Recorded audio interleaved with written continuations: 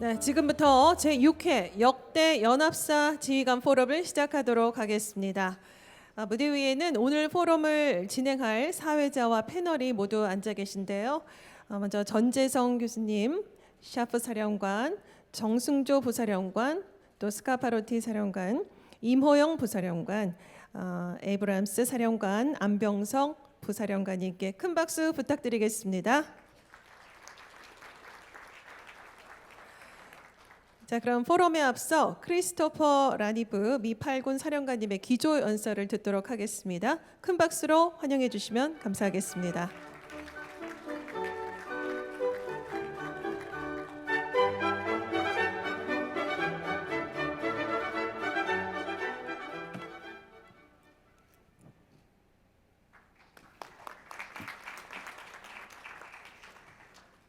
I'll tell you, I only get nervous in speeches for two people when they're in the audience. One is my mentor, General Scaparrotti, and the other one's my wife, and she's not here today. So I'm a little bit more relaxed than I have been, but sure, as always, it's great to be anywhere in a room with you. So good afternoon to all of our distinguished guests. Thank you for honoring our Korean War and Korean defense veterans here today. I'd first like to say thank you to our Korea-U.S. Alliance Foundation and the Korean Defense Veterans Association for today's event. It's been outstanding so far, and your organizations continue to support and strengthen our alliance. Unfortunately, General LaCamera couldn't be here today because of his travel schedule, but he wanted me to ensure you understood his warm regards and special thanks for doing this, but a special thanks for the veterans that are here and traveled so far to be with us today. As we look around the world today, we see many challenges to international peace and security. Regional conflicts are now interconnected, and the strategic environment is more complex than ever before. And in order to have a credible deterrence to face these dilemmas, combat readiness is my number one focus. Ensuring deeds, not words, describes our motto, fight tonight. We pay tribute to those who fought, died, and prevailed in the defense of two homelands, the United States and the Republic of Korea. The sacrifices of those heroes forged an ironclad commitment to an alliance between our nations that stands strong today. The peace and prosperity that is so apparent here was earned during hard-fought battles, such as Task Force Smith, Chosin Reservoir, Chip Young Knee, Hill 303, and many others. We must never, ever forget the price of freedom was paid for in blood, sweat, and tears of nearly 37,000 U.S. service members, over 3,000 UN forces, and almost 500,000 South Koreans that lost their lives from the conflict. As commander of 8th Army, I'm reminded of this legacy each and every day. In 1950, 8th Army set foot on the Korean soil, and we've never left. We always have, and we will stand ready alongside our ROC allies. Right now, soldiers are conducting tough and realistic training as we speak to ensure the credibility of our readiness. Determined adversaries are always present, and we must always remain ready to fight at a moment's notice. Today, our forces just completed our annual emergency deployment readiness exercise. It's a no-notice deployment that alerted, marshaled, and deployed a heavy battalion task force from Fort Bliss, Texas, to the Pen in a few short days. Once here, they drew pre-positioned stocks, moved across the Pen, and then conducted combined live-fire exercises. This demonstrates the United States' strategic mobility at a moment's notice and our continued armored commitment. And last week, our 15th Korean Rotational Force, 1-2 Stryker, from Joint Base Lewis McChord, Washington, assumed the mission from 3rd Cav out of Fort Cavazos, Texas. And over the next 9 months, they'll continue to build readiness via multiple live-fire exercises under the leadership of our 2nd Infantry Division team, along with our partners, honing their wartime craft and lethality. The last rotation that just departed left at a higher level of readiness than when they departed the National Training Center and their train up to come here. We pride ourselves that we build readiness on the Pen. We don't just consume it. If there's any question to our commitments, you can look no further than our only forward deployed division in the Army. It's here, right now, on the Pen. And it's also our only combined division in the United States Army.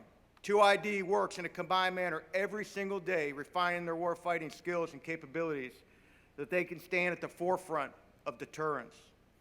And our 2nd Combat Aviation Brigade is one of the most sought-after assignments right now in the Army for aviators. Each day, the CAB conducts real-world missions. They execute multiple combined aviation gunnery exercises every year and flies more flight hours than any other CAB in our Army. It's our sacred duty to build upon those that have served before us. Since the signing of the armistice, millions of U.S. and Korean service members have served. We've taken the lessons learned to pay tribute to those that came before us, their legacy, the sweat, the blood, and tears that they shed, sometimes far, far away from their families, is the heart and fabric of this alliance. I'd like to share with you one small outcome of this effort that manifested for me and my Sergeant Major the other day in D.C.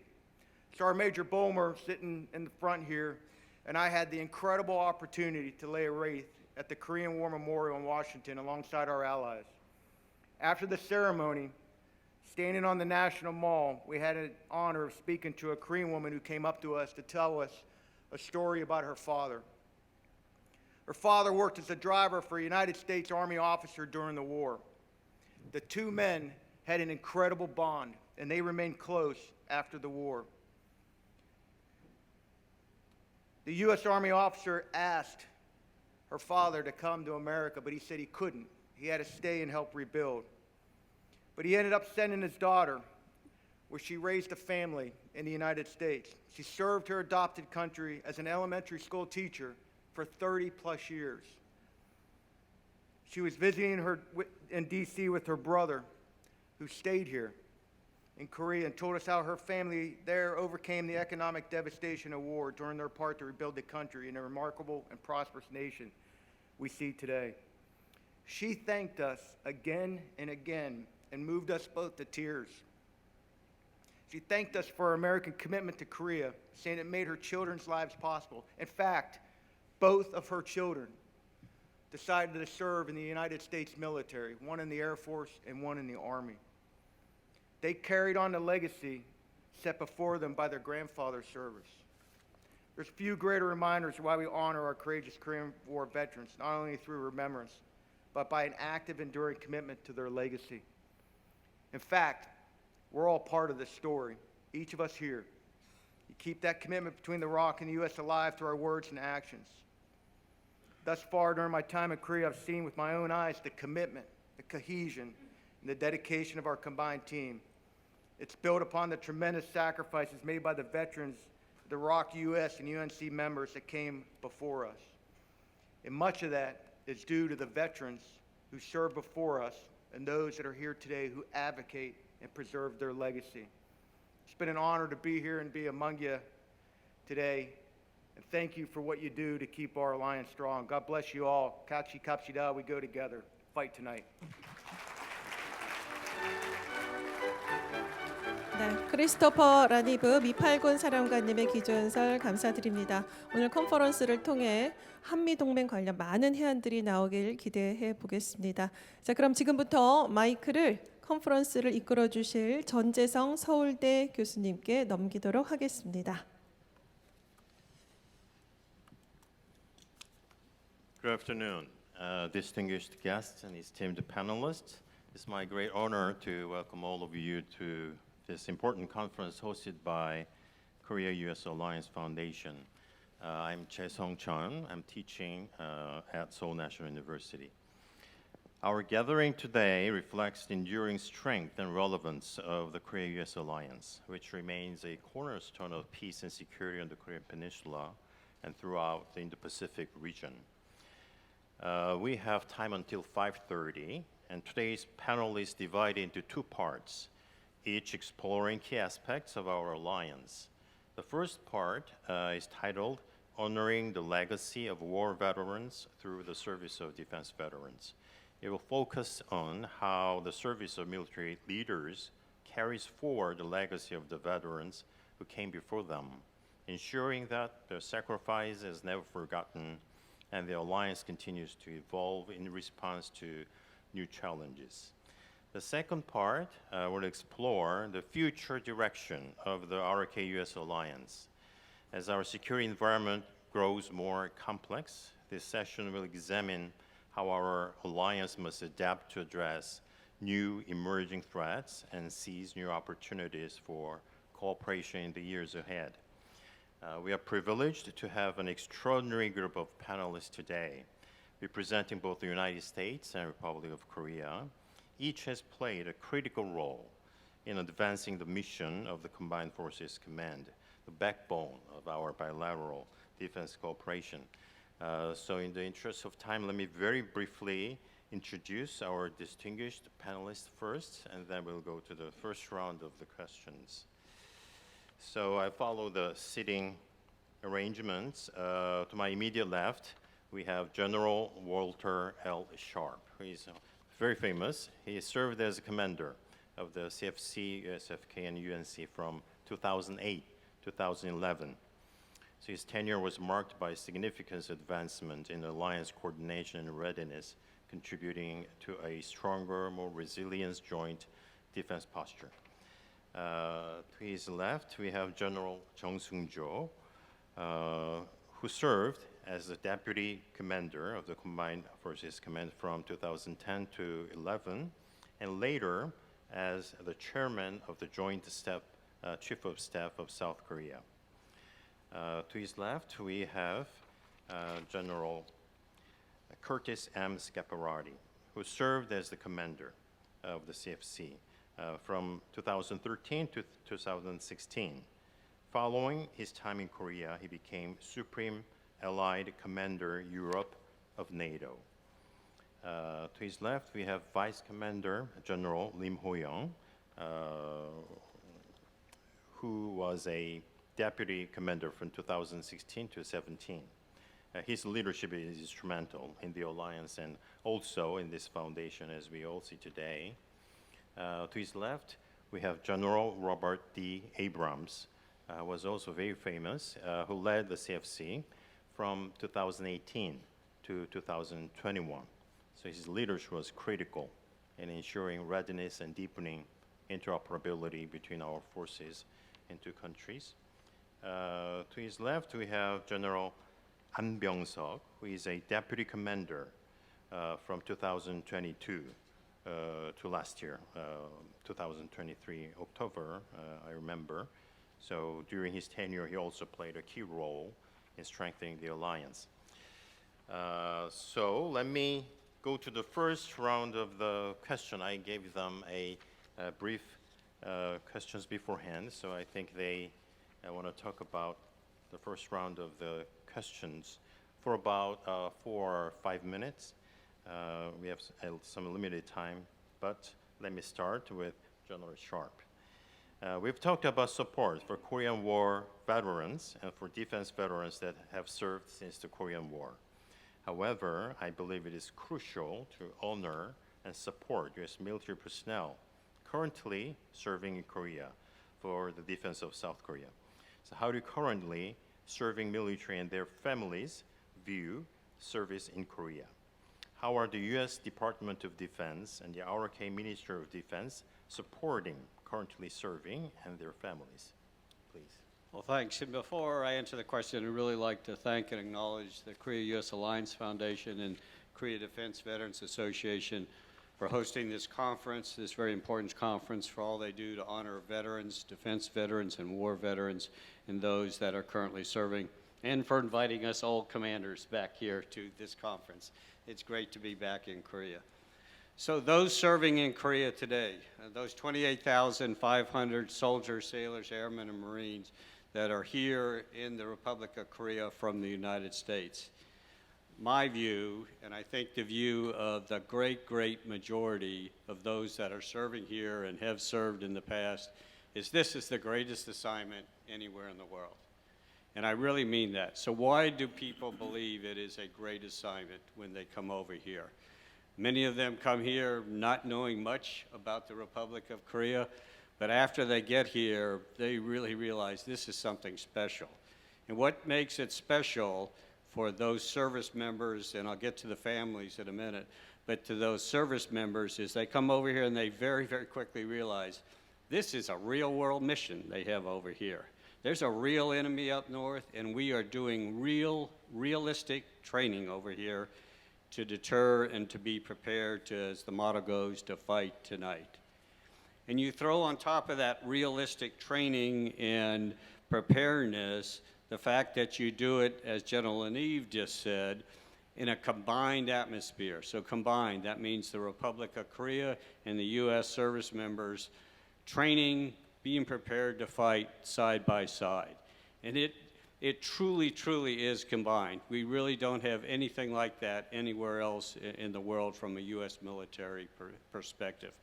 And the Republic of Korea military is really, really good. And you put us and them together, it's a great force in the soldiers, sailors, and airmen, Marines that get over here. They see that very quickly. It is a fast, a challenging, but that's what our service members like over here. Then also the facilities are here that are absolutely first class, so they also enjoy that's here. But when you get to the service members and their families, I think they are really struck by what I'll call the people-to-people relationships. And what I mean by that is U.S. service members, their families, and the Republic of Korea, people and service members that they meet and interact with on a day-to-day basis. The way that the Republic of Korea honors those who have served here that we've talked about so far this morning, but also honors and welcomes and acknowledges the importance of having those service members and their families here now. Again, I've said this too many times, it's like nowhere else in the world. This is number one. Everything from small little gestures of events, but more importantly, it's just the people truly trying to get together, work together, play together, and be a family. It's often said, you get a Korean friend, you have a Korean friend for life, and that is absolutely the truth. So I'd really like to thank the support of the people of Republic of Korea for our service members over here. So it's a great assignment. So I'll just close with, I do think that there are things that we need to make sure that as this moves forward, as this alliance moves forward in the future, this truly does remain the best assignment for both the service members and their families. And the one thing that I will hit on is, as I said, we have about 28,500 service members over here. If you look at our military in the U.S., between 60 and 65% of them are married. However, very few of those, comparatively speaking, are allowed to come over here for 3 years and bring their families over. What we call a command sponsorship, meaning that you come over here, your families come, they'll have schools, they have a place to live, they have good facilities. That number is much less than I believe that it should be. When I was here, we started out with 1,400 families. In 2008, we left with about 4,000. So even at that rate, if you consider 4,000 out of, let's say 14,000, I think it ought to be a lot more. It costs money, and I understand that, but I think it is important to continue to make this the assignment of choice, make this the strongest place that people want to come and serve. And as I said, after they get here, they fully believe and they understand that this is a great assignment and it is the strongest alliance in the world. So thank you. Thank you very much. It's good to hear that ROK is the greatest assignment to service members and family members as well. And also, I think it's very important we have real enemy, which is not just to South Korea these days. It becomes a global enemy. So I think it's a very wise and insightful comment. Second, let me invite General Jung Sung-jo for the veterans-related question. Considering that approximately 3.5 million U.S. military personnel have served on the Korean Peninsula since the Korean War, I think it's essential to Veterans Affairs Department to lead efforts in networking these individuals.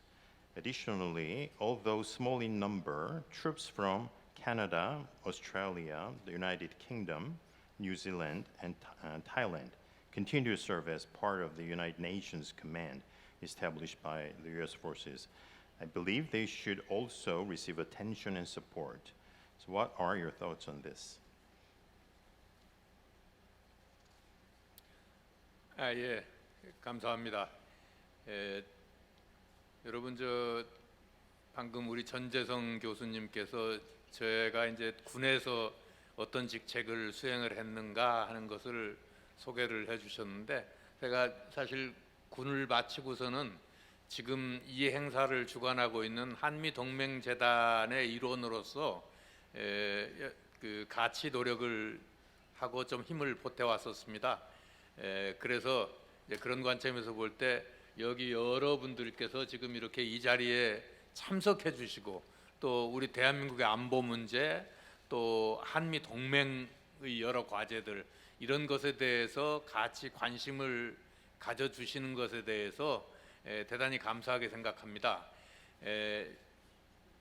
통상 이런 어떤 세미나 같은 데 가보면은 처음에는 이렇게 같이 참여해서 이렇게 사람들이 많이 있다가 지금 이 시간 정도 되면 많은 분들이 빠져나가고 자리가 좀 텅텅 비는 경향이 있는데, 오늘 아주 여러분들이 정말 자리를 이렇게 그 자리에 남아주시고 또 저희들의 이 얘기를 들어주시고 이렇게 하는 것에 대해서 대단히 감사합니다. 그리고 저는 개인적으로 또 이렇게 지금 세 분의 사령관님들이 미국에서 날라오셨는데, 다 옛날에 과거에 저하고 함께 같이 근무했던 분들이고, 또 이런 분들을 다시 해후해서 이렇게 만날 수 있는 것도 또 아주 저에게는 큰 즐거움이기도 합니다. 사회자께서 말씀하신 질문이 크게 두 파트로 저는 이해를 합니다. 첫 번째는 이 주한미군으로 근무했던 분들에 대한 예우를 조금 더 잘해야 되지 않느냐라고 하는 부분이고, 두 번째는 그 유엔사와 관련된 내용입니다. 먼저 첫 번째 내용, 주한미군으로 근무했던 분들에 대한 예우를 조금 더 특히 우리 국가보훈부에서 관심을 가져야 된다라고 하는 질문의 내용에 대해서 저는 100% 동의합니다. 물론 우리가 한국전 참전용사님들의 어떤 그 헌신, 기여, 이건 결코 잊을 수 없고 우리가 항상 감사해야 됩니다. 지금도 저는 이 참전용사들에 대한 감사에는 정말 아무런 다른 뜻이 없습니다. 정말 그건 감사한 일입니다. 그러나 동시에 한국전쟁 이후에 북한의 침략을 억제하면서 이 대한민국의 안보를 한국군과 같이 지켜온 이 주한미군의 헌신을 절대 잊어서는 안 되고, 그분들에 대해서 감사를 표현하는 것은 당연한 것이라고 생각을 합니다. 특히 지금 우리나라의 안보 상황을 보면 여러분들 다 이해하시듯이 지금 북한의 핵 위협이 매우 고도화되고 있습니다.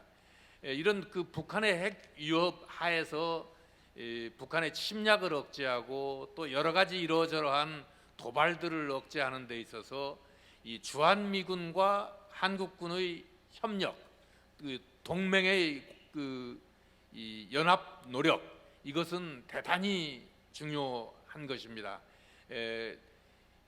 그런 의미에서 지금 현재 주한미군으로 근무하고 있는 아까 샤프 장군께서 말씀하신 28,500명의 주한미군, 그리고 과거에 주한미군으로 근무하고 지금은 다른 데서 근무하시거나 또 전역에서 고향에 계시는 이 350만 과거 주한미군 복무 장병들, 이분들에 대한 이분들의 어떤 공로와 헌신은 저희가 결코 잊어서는 안 되고, 그분들에게 감사를 표명하고 그분들의 명예를 선양하는 것, 이것은 대단히 중요하다고 생각을 합니다. 국가보훈처에서 상당히 오래 전서부터 참전용사들을 초청해서 재방한하도록 하는 그런 행사를 해왔습니다. 그러다가 얼마 전서부터 거기에 추가해서 1953년 정전협정 이후에 주한미군으로 근무했던 소위 KDBA 멤버들, 그분들을 재방한 행사에 같이 포함해서 초청하고 또 그분들을 예우해드리고 있는데, 이것은 정말 대단히 잘하고 있는 일이라고 생각을 하고, 이러한 노력은 앞으로도 더 확대해 나가야 될 것이라고 생각을 합니다. 아까 방금 그 주한미군으로 근무하면서 이 전사한 분들, 그분들을 이 기억하기 위한 이 시설물을 건립하는 문제에 대해서 브리핑도 있었고 또 그 역사가 가 나오셔서 지금까지 쭉 여러 가지 노력한 것을 보고를 드렸었는데 이게 지금 뭐 103명 또 어떤 기록에는 뭐 104명 하여튼 100명이 훨씬 넘는 분들이 주한미군으로 근무하면서 이런 교통사고가 아니고 적과 관련된 적의 직접적인 공격 또는 적과 관련된 그런 그 작전 활동에서 이 전사를 하신 분들입니다. 그런 분들에 대해서 지금 그 어떤 추모 시설을 만들기 위해서 저희 한미동맹 재단이 지금 정부 그리고 또 국회와 같이 협력하면서 많은 노력을 하고 있는데 이러한 것들도 아주 저는 좋은 노력이라고 생각을 합니다. 그다음에 이제 그 유엔사 문제에 대해서는 역시 그 유엔사의 일원으로서 과거 그 6.25 전쟁 때 대한민국을 정말 구했습니다. 이 지금 생각해 보면 정말 대한민국이 그때 유엔군의 그 지원이 없었으면 어떻게 됐겠습니까? 그런 대한민국의 그 대한민국을 구한 그런 유엔사의 그 희생과 헌신에 대해서는 우리가 결코 잊어서는 안 되고 지금도 유엔사는 매우 중요한 역할을 하고 있습니다. 정전협정의 당사자로서 그 정전협정을 유지하는 책임을 가지고 있죠. 지금 우리가 흔히 전시, 평시 이렇게 얘기하면서 지금을 평시라고 얘기를 합니다. 근데 여러분 엄밀하게 얘기하면 지금 평시가 아닙니다. 정전시입니다. 지금 잠시 전쟁을 멈추고 있는 것이죠. 근데 그게 정전이 정말 잘 유지가 되어서 지금 우리가 이거를 평시하고 혼동할 정도로 정전이 잘 유지가 되고 있는 것입니다. 이것은 유엔사가 정전협정의 한 당사자로서 이 정전협정을 잘 유지시켜주고 있기 때문에 가능한 일이라고 저는 생각을 합니다. 그런 면에서 그 유엔사의 그 역할, 기여 이것에 대해서 정말 그 높이 평가를 하고 최근에 그 독일 등 많은 국가들이 유엔사에 합류를 하고 있습니다. 그런데 유엔사에 더 많은 그런 멤버들이 합류할수록 유엔사의 위상이 더 높아지고 이 정전협정 당사자로서 그리고 또 만일에 한국에 그런 일이 없어야 되겠지만 다시 북한의 침략이 있다면 다시 그 우방국들의 그 협력을 받는 어떤 그 창구로서 그런 역할을 유엔사가 하게 될 것으로 생각하는데 그러한 면에서 유엔사의 역할과 기능은 대단히 중요하다고 생각을 합니다. 감사합니다. 감사합니다. Thank you very much. He emphasized the role of not just USFK but also UNC in the past and in the future by expanding the membership in the future. Next, I will invite General Scaparrotti. He is very well known for his dedication to veteran affairs. So we want to ask about the Washington event held on October 11th, which was a reunion and networking forum for U.S. military personnel who served in Korea. I heard that veterans and active service members were invited to the forum, and such events are significantly contributing to the growth of the Korea Defense Veterans Association that we saw beforehand. Could you share your thoughts on the execution of this event and any areas you believe could be improved in the future iterations, including Korea Visit Program? Well, thank you, Professor Chun, and I appreciate your organization of this panel and to be a part of it. As was mentioned earlier, we've all served together in uniform. We've known each other for a long time, and it's a pleasure to be back here in Korea with each of them and sharing it here with each of you. So Professor Chun mentioned the event here in Washington earlier this month. It was in fact the Korea Defense Veterans Association reunion. We hold one each year in early October. Mark your calendars. Every October we have a reunion. And this one was held in D.C., as it is on every even year. We really strive to bring together the members and those who love the alliance to celebrate this alliance, to strengthen it, to support our veterans, as a part of this gathering. It's 2 days. We start with a reception in the evening. On the first evening, the next day is much like you've seen today, a day where we have featured speakers, panels, the opportunity to discuss issues that are important to the peninsula's security in Northeast Asia, and even the globe.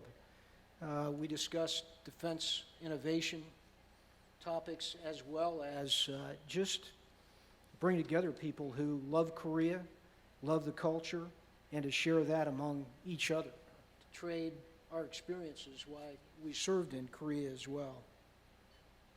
We had over 260 people register this year for our reunion.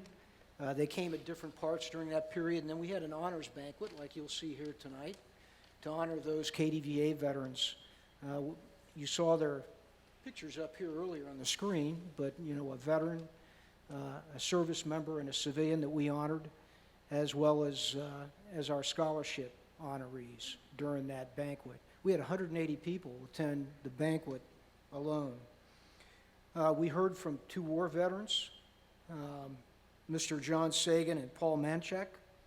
That's always one of the best parts of our reunions, is to hear from those who are veterans, either in defense veterans or war veterans, and give them an opportunity to talk about their experience in Korea and why it's important to them. Senator Dan Sullivan, who's the chair of the Korea Caucus in the Senate, gave us about a 5-minute tape that he had sent. He couldn't be present, but it was heartfelt and important for him to do that. We heard from our deputy VA secretary, as well as one of our featured speakers, very important, and the ROC ambassador of the U.S. spoke as well. We had a featured speaker here of General Jung, my good friend, was one of them. He also served on a panel, and obviously General LaCamera was present for that, and also the future CFC commander, General Brunson, was in D.C., and he and his wife attended throughout the day in the banquet as well. The next morning, we laid a wreath at the Korean Memorial. Just by chance, there happened to be a group of high school students with their teacher at the memorial, and they stopped and talked to most of the veterans that we had brought with us. It was really quite, just a happenstance, but a great exchange for the high school students to talk to to Korean War veterans and defense veterans, and understand then a greater meaning of that memorial that they were visiting that day. A super exchange. Now, that entire thing is live streamed. So even if you can't make it next year, you can watch it on a live stream as well. What does that do? That reaches out. We have over 100,000 followers today. And every one of these types of events, the number of followers we have increases. And we usually have a spike during this reunion. We did this year. So that is just greater outreach, making known the alliance, its importance, and a role that they could play in maintaining that alliance strength as well. You asked me what we could do better. My focus has been on growing KDVA. We've had the 5th straight year of membership growth. We doubled it this year. We have over 30,000 members. If you're in this room and you're not a member today, you can be. It's free. I would encourage you to sign up tonight or this afternoon during the break. KDVA.net. If you're a member, I want you to enlist a new member, okay? Because if everybody does it here, we'll be closer to that doubling it this year. So please do that for me, and we'll increase not only the membership in KDVA, but we're going to strengthen the alliance as well. Thank you. Thank you very much. It was a multi-purpose group, and I think South Korea is a little bit more known to American high school students. They know where Korea is now than the Korea War times. Thank you very much. Next to General Im Ho-young about the South Korea's general policy toward veterans. Please explain how veterans policies in South Korea has evolved so far, as well as the background and reasons for these changes. Considering the lessons learned, what direction should veterans policies in South Korea take in the future? 네. 먼저 한국의 보훈 정책에 대해서 말씀드리기 전에 오늘 여기 와가지고 어제부터 쭉 지내는 거지만 여러분 가만히 한번 이제 오늘 나눈 말씀들을 나눠 보시면 350만 6.25 전쟁 끝난 다음에 주한미군으로 근무했던 분들이 350만 명인데 그분들이 다 한국을 사랑합니다. 왜 그러냐면 50년, 60년도에 그 어려운 시기에 한국에 근무를 했다가 돌아갔는데 그 다음에 한국이 발전하는 걸 뉴스나 미디어를 보면서 계속 감동을 가지고 쳐다보고 계신 거예요. 6.25 전쟁에 참여했던 분들은 아까 180만이라고 말씀드렸는데 합치면 거의 540만이잖아요. 그러면 배우자가 있고 자식이 있고 친구가 있고 이렇게 따지면 몇 천만의 미국에 있는 시민들이 대한민국이 발전하는 걸 보면서 프라이드를 느끼고 아주 말하자면 보람을 느끼시는 거죠. 그분들을 진짜 우리가 우리 편으로 만들고 그 감정을 우리가 같이 공유하고 나갈 수 있다는 것이 진정한 한미동맹의 힘이라고 생각합니다.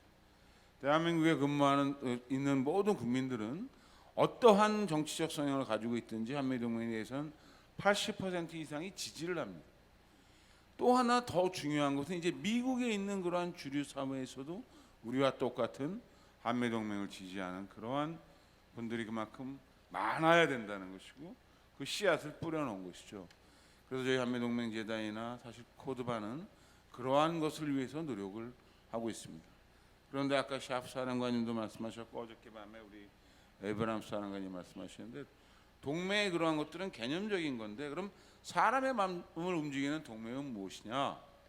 아까 한국에서 근무했던 그러한 미군들이 같이 근무했던 사람들한테 느끼는 감정.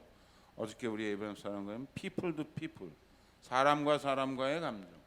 그리고 아까 우리 밝은 사령관님, 부른 사령관님 말씀하신 미국에 이민 갔던 한 분이 미군에서 갖고 있는 감정, 이런 것들로 동맹이 유지가 되거든요. 그러면서 저는 사실 이 자리에서 저는 연합사에 2번 근무했습니다. 투스타트 저는 연합사에서 한측 작전 참모를 했고 그때 마이 보스가 스카파라트 장군이에요. He's my boss. 그래서 제가 알려드렸습니다. 그걸 우리 한국에서 뭐라 그러냐면 형님이라고 그러는데 형님, the big brother 이렇게 얘기를 합니다. 우리 사실 샤프 사령관님은 제가 정확하게 말씀 안 드렸지만 육군 대령 때 수방사 작전처장 할 때 사령관님 하셨었어요. 그때 사령관님이 뭘 만드셨냐면 가운데가 동그란데 이렇게 표가 있는 화살표 같이 돼서 국지도발과 정규전에 대한 징후표를 만드셨어요. 북한이 어떠한 행동을 했을 때 어떠한 그 도발을 할 가능성이 높은가 하는데 그걸 보면서 제가 굉장히 큰 감동을 받았습니다. 아, 이 표대로 하면 북한의 행동을 예상할 수 있고 우리가 대응할 수 있겠구나. 이제 큰 감동을 받았던 기억이 나는데 그런 기억을 제가 가지고 있는 거죠. 에비암 사령관은 저와 같이 근무할 기회는 없었는데 웨스트포인트를 저와 같은 해에 졸업했다는 거예요. 그러니까 우리 한국에서는 이런 것을 동기라고 합니다. 근데 이런 것들을 통해서 연결이 되는 겁니다. 이렇게. 저 뒤에 우리 집사람이 앉아 있는데 그 옆에 우리 스카프 사령관이 사모님이 앉아 있어요. 같이 한국에 있으면서 여행도 같이 하고 식사도 같이 하고 이렇게 했습니다. 근데 전혀 그동안 못 만났는데 지금 만나서 무슨 이야기하고 있느냐? 손녀딸 어떻게 기르느냐 그 얘기를 하고 있는 겁니다. 사실은 이러한 것이 한국과 미국을 밑에서부터 이어주는 동맹의 힘이고 특히 미국 사람들이 고마워하는 것은 그렇게 많은 나라를 2차 세계대전 이후에 미국이 지원을 했는데 성공한 것도 한국이 거의 유일하다시피 했지만 그것을 그렇게 고마워하는 나라가 없었다는 것이죠. 그래서 우리가 그러한 것들을 같이 이렇게 연결해 나갈 때 우리 한미동맹은 더욱 발전하고 더욱 굳건하게 해나갈 수 있겠다 하는 말씀을 느끼면서 서로는 말씀을 드렸습니다. 이제부터 얘기를 해야 되는데 5분 동안 얘기를 할 수 있는 간단하게 괜찮습니다. 한국의 보훈은 사실은 역사가 짧습니다. 저희가 50년, 60년, 70년대에 그 보훈할 수 있는 능력이 국가가 어디에 많이 있었겠습니까? 국가가 급격하게 발전해 왔기 때문에 처음에는 보훈을 많이 할 수가 없었어요. 그런데 국가에서 지금 대한민국 보훈의 대상은 크게 3가지입니다. 첫 번째 독립운동을 했던 분들, 두 번째 6.25 전쟁과 월남전에 참전했던 군인들, 세 번째 민주화를 수행했던 분들. 이렇게 구분이 되어 있어요. 그런데 50년, 60년, 70년대에는 가장 그거한 것이 독립운동했던 분들 소수와 대부분의 참전 용사였습니다. 국가의 재정은 부족하고 그렇기 때문에 굉장히 적은 범위 내에서 개인의 보상을 시작했습니다. 그 이후에는 상당히 국가적인 경제적인 능력이 있으면서 민주화의 보상을 하시기에는 상당한 케이퍼가 커졌죠. 그런데 지금도 국가보훈의 세 개의 그룹을 놓고 보면 가운데 국가 참전 용사나 이런 분들에 대한 액수가 제일 큽니다. 왜? 숫자가 제일 많기 때문에. 보상해줘야 될 사람들이 제일 많기 때문에. 그래서 외형적으로 보면 가장 많은 지원을 받는 것처럼 보이지만 각각 개인에게 돌아가는 그러한 보훈의 가치로 보면 가장 낮은 게 참전 용사와 군인들에 대한 보상입니다. 저는 이제 국가의 경제력도 커지고 이렇게 됐기 때문에 대한민국의 보훈은 이제 그러한 그룹별 보훈에 대한 것으로 하는 것보다 국가를 위해서 희생한 정도, 희생한 분들에 대한 개인에게 돌아가는 보상의 정도가 비슷하게 맞아야 될 것이다. 이러한 방향으로 보훈의 방향이 나가야 될 것이다. 이렇게 말씀을 드리고 싶고요. 두 번째로 참전 용사 이외의 직업 군인에 대한 보훈도 보훈청에서 중요하게 생각해야 되는 분야입니다. 그중에 직업 군인들이 갖고 있는 보훈은 크게 두 가지입니다.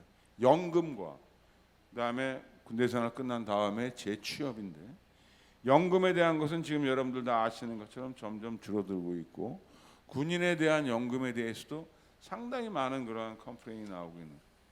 그러면 이 연금이란 것은 어떤 개념이냐? 이것은 자기가 젊었을 때 일정 부분 노후를 위해서 적립하는 부분이 있는 것이고 또 한 부분은 그 분들이 나이가 들었을 때 생활했을 때 국가적인 부분에서 지원해 주는 분야가 있는 것입니다. 이것이 연금의 기본적인 개념인 것이죠. 그랬을 때 이 국가에서 지원해야 될 연금의 대상과 그러한 것들에 대한 가치는 그 사람들이 젊었을 때 희생한 그러한 가치와 비견해서 가야 된다. 군인 입장에서 이런 얘기를 하는 것을 지금까지 금기시하고 많이 부끄러워했지만 젊은 장교나 나이 든 장교나 보면 근무하는 여건은 가장 열악하고 그 다음에 개인의 자유는 가장 많이 제한을 받으며 좀 나이를 먹어가면 자기 가족과 헤어져야 되고 자기 자식들에게 계속 이사 다니게 해서 갖는 미안한 마음을 가지고 있고 이러한 것들이 복합적으로 다 작용해서 나중에 전역을 하게 되는 것입니다. 이러한 조직의 이러한 것에 대한 보상에 대한 생각은 달라야 된다고 생각합니다. 어떤 사람이 이렇게 얘기를 한 적이 있어요. 제가 철원에서 사단장을 했는데 사단장에 대한 그 어떤 국가의 지원이 다른 공무원과 다르다는 거예요. 왜 그 차량 지원비를 주느냐 막 이런 얘기를 합니다. 제가 나이가 50이 먹어서 서울서 태어났는데 철원에 가서 살 이유가 하나도 없어요. 근데 국가에서 철원에 보직을 했기 때문에 가서 사는 것이죠. 예를 들면 그래서 국가에서 연금에 대한 어떠한 개념을 가질 때에도 그 직업군에 있는 사람들이 어떠한 시절과 어떠한 희생을 했는가에 대한 가치가 되어야 한다. 이렇게 생각합니다. 마지막으로 군대 생활을 마친 사람들이 사회로 환원되었을 때 이때 어떻게 사회에 적응할 수 있느냐 하는 것도 보훈의 굉장히 큰 분야인데 이것은 군대도 노력을 해야 되고 사회도 노력을 해야 되고 국가도 노력을 해야 돼요.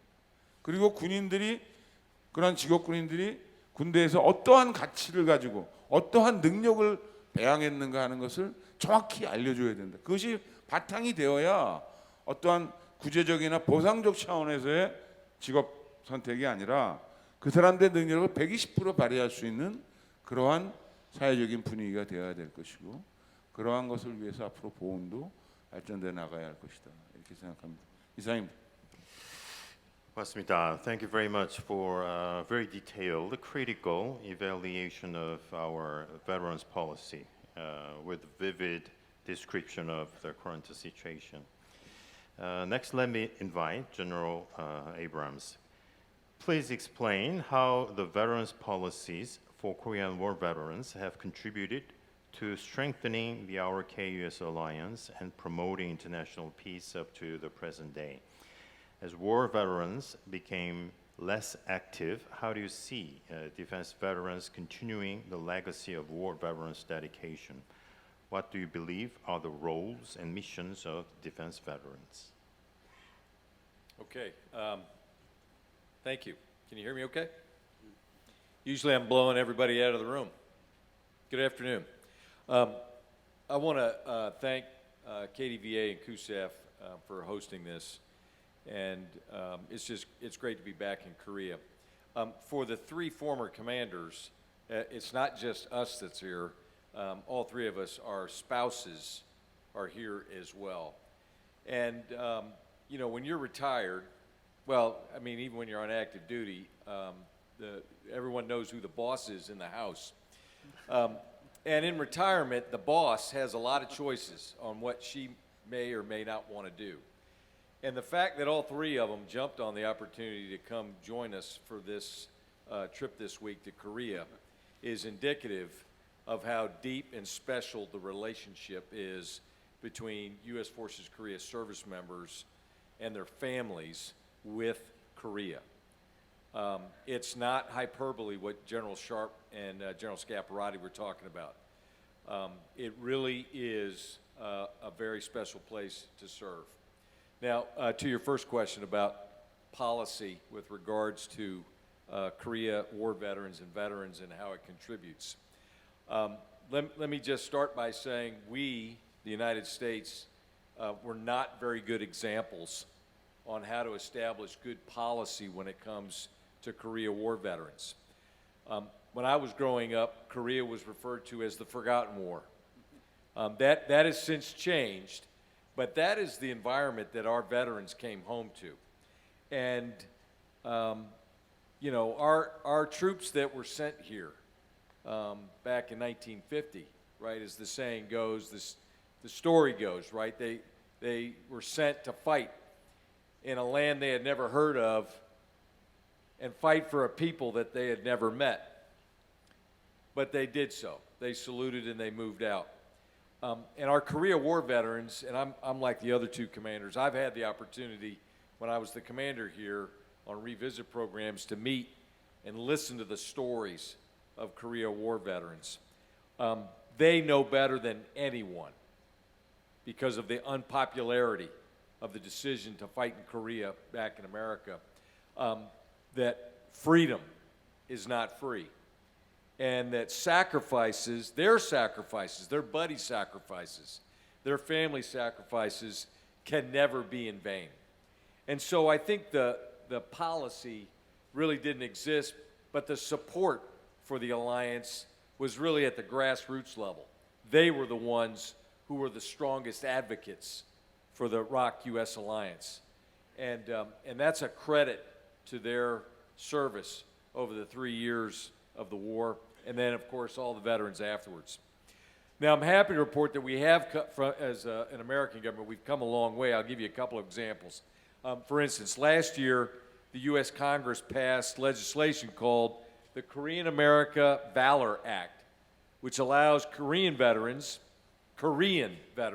not veterans of Korea, Korean veterans who served alongside U.S. forces here, both in Korea and in Vietnam, and are now U.S. citizens, they now have access to U.S. Department of Veterans Affairs health care services through a reciprocal agreement with the Republic of Korea. 10 years ago, that would have never been considered. That is the power of veterans' voices advocating on behalf of the alliance. And then last year, and I was actually shocked when this happened. You know, President Biden proclaimed that 27 July as National Korea War Veterans Armistice Day. That was another grassroots effort. That didn't originate inside the halls of the Congress of the United States. That was from veterans, Korea veterans, advocating for that. And he, you know, in his proclamation, like the president typically does for these, encouraged all Americans to reflect on the strength, the sacrifices, and the sense of duty of our Korea War veterans, and of course, bestow upon them the highest honor that they so richly deserve. So that's just two examples. Now to your second question, about Korea defense veterans and their role in continuing that legacy. Some of you know this, and I know my Korean friends know this. I'm the fourth Abrams to serve in Korea. My father was sent here in June of '53, right before the armistice was signed, and both of my older brothers served here in Korea at different times. My father-in-law, my wife's father, served a couple of tours here in Korea, as did her brother, my brother-in-law. It was, as General Sharp indicated, it was the honor of my life to serve here as of 39 years in the Army, to serve as the commander. My only regret, if I look back over my career, is I didn't serve here sooner. It was just a mistake. It was an error. But for Korea defense veterans, those that are here, those that are serving, if you want to carry on the legacy of those who fought from 50 to 53, and then all of those who served in Korea before you, then be active. Join organizations like the Korea Defense Veterans Association. And there are others.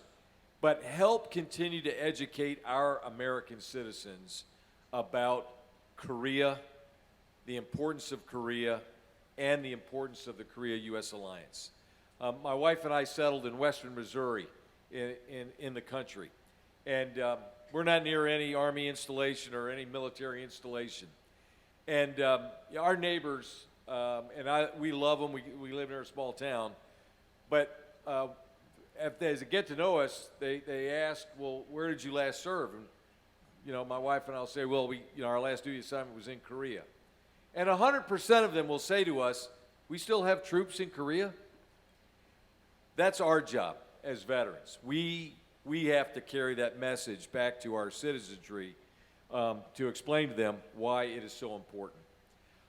And what I'd ask is that all Korea defense veterans sort of leave events like this recommitted to recognizing the sacrifices of those from the war 71 years ago and all the sacrifices since then, and that those sacrifices were not in vain, right? We have to make it matter, and I think that's probably the biggest message I get from Korea War veterans. There's very few remaining, by the way, living. When they come back to Korea for the first time, they're stunned by the miracle, right? They call it the miracle on the Han. They're stunned by Seoul. They're stunned by the development. And they all say, it was worth it, right? Their sacrifices were worth it. That is on us as Korea defense veterans. We have to continue that message for the rest of our populace. Thank you. Thank you very much. It's a very impressive and even touching story of how the alliance is maintained. As a political scientist, I myself analyze the reason of the continuation of the alliance, but I didn't even think about the power of grassroots that can affect even to the presidency. So I think it's a very important story. And this foundation, General Shin Kyung-soo, is very active in supporting South Korean college students in educating how the alliance is important. So I think we can carry those legacies through this kind of education program to the next generation in South Korea as well. Let me go back to the panelists. General An Byung-seok. Last question about Veterans Affairs. Please provide examples of education and retraining programs for retired military personnel. Considering the current level of programs in South Korea, what support programs should be provided in the future? Additionally, what roles and contributions can retired military personnel make to society? And what kind of cooperation is needed between the military and civilian sectors to achieve this? 우선 정확히 1년 전 이 행사가 있을 때 저는 정복을 입고 저기 좌석에 앉아서 여기를 바라보고 있었습니다. 근데 지금 제가 역대 사령관님들과 함께 비록 맨 끝자리지만 함께 앉아서 이렇게 참석한 것에 대해서 굉장히 감회가 새롭습니다. 보셔서 알겠지만 제가 제일 젊다고 생각을 합니다. 젊다는 것은 전역한 지 가장 얼마 안 된 따끈따끈한 사회인이다, 이런 의미입니다. 그런 측면에서 보면 오늘 그 천 교수님이 하신 질문이 우리 전역한 장병들의 어떤 그 교육 프로그램 그리고 또 사회의 기여에 대한 질문으로 저는 인식이 되는데, 가장 적절한 대상한테 질문을 잘해 주신 것 같다 하는 생각을 듭니다. 우선 감사를 드립니다. 그 한국에서 제공하고 있는 우리 그 퇴역 군인 또는 전역 군인들을 대상으로 하는 프로그램은 미국이나 뭐 다른 나라들과 큰 게 다르지는 않습니다.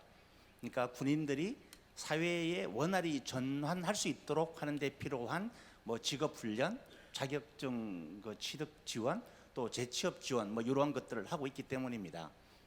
하지만 제도적 측면에서는 크게 다를 바가 없지만 수요자, 즉 퇴역하는 또는 전역하는 우리 장병들이 느끼는, 즉 체감하는 그 지원의 혹사성 측면에서는 굉장히 큰 차이가 있는 게 현실이라고 생각을 합니다.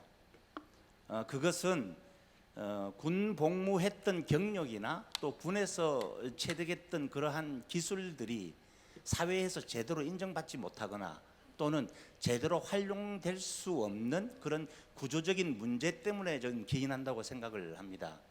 그래서 그러한 문제들을 이렇게 해결해 나가는 데 있어서 중요하다고 생각되는 두 가지를 저는 말씀드리고자 합니다. 첫 번째는 군인에 대한 그 사회적 인식의 변화입니다. 제복을 입은 사람들을 존중하는 사회, 그런 사회를 만들어서 정말 국가에 헌신하는 군인들이 곧 그것이 헌신이 곧 나의 명예가 되도록 해야 된다고 생각을 합니다. 그리고 또 그렇게 군복무를 마친 이들이 사회에서 이렇게 존중받도록 해야 하고, 군에서의 어떤 그런 경력과 기술이 정말 가치 있게 평가되는 그런 사회적 기반을 만드는 것이 굉장히 중요하다라고 저는 생각을 합니다. 이를 위해서 우리가 노력해야 될 것은 공공교육 분야, 또 여러 대중매체 등을 통해서 우리의 안보의 중요성, 또 우리 한미동맹의 중요성, 또 그를 위해서 헌신하고 있는 우리 군인들과 주한미군들의 이러한 헌신들에 대해서 꾸준히 우리가 알리고 홍보함으로써 국민들이 인식을 변화할 수 있도록 우리가 노력을 해야 된다는 생각을 합니다. 그런 측면에서 볼 때 오늘 열리고 있는 이런 컨퍼런스가 굉장히 의미가 있고 기여하는 바가 크다, 또 이렇게 생각을 합니다. 그래서 이러한 활동들이 보다 더 적극적이고 활발하게 이루어질 수 있고 또 더 적극적으로 홍보할 수 있도록 우리 이 퇴역 군인이나 이런 전역했던 장병들이 또 이러한 곳에 적극적으로 활동하는 것도 모두 필요하다. 그러기 위해서는 현재 우리가 가지고 있는 이런 코드바나 또 한미동맹 재단뿐만 아니라 그 외의 플랫폼들이 조금 더 확장이 돼야 된다. 그래서 그러한 플랫폼들은 뭐 이렇게 대학이나 여러 교육기관 이런 데도 좀 더 플랫폼들이 확장이 되어져서 그러한 것들을 적극적으로 이렇게 활동할 수 있는 이러한 그 사회적인 지원, 또 국가적 차원의 지원, 이러한 것들이 검토가 필요하다 생각을 합니다. 두 번째는 그 이해충돌 정책에 대해서 좀 더 우리가 유연하게 적용하는 것이 좀 필요하다. 현재 공직자윤리법에 의해서 취업 제한 제도가 있습니다. 이 제도는 우리 퇴역하는 장병들이 민간 부분에서 활동하는 데 있어서 제약을 주는 요소로 작용을 하고 있습니다. 물론 윤리적 기준도 중요하지만 국가의 중요한 부분에서 우리 퇴역 장병들이 자기 전문성을 활려서 거기서 기여할 수 있는 기회를 보장하는 것도 못지않게 중요하다고 생각을 합니다. 그래서 전문성이 있는 군에서의 어떤 그런 경력과 또 군에서 체득했던 기술들이 즉각 사회에서 활용될 수 있도록 해줄 수 있도록 하는 관점에서 그것이 국가 이익에 더 부합된다고도 할 수가 있겠습니다. 그래서 그런 측면에서 그러한 정책들도 다시 한번 재검토해볼 필요가 있지 않겠느냐 하는 생각을 해봤습니다. 이상입니다. 감사합니다. Thank you very much. It's a very practical, professional advice to the real policies. Well, I think this veterans subject is very important, but we have limited time, so I have to go to the second part, which is about the future direction of the alliance.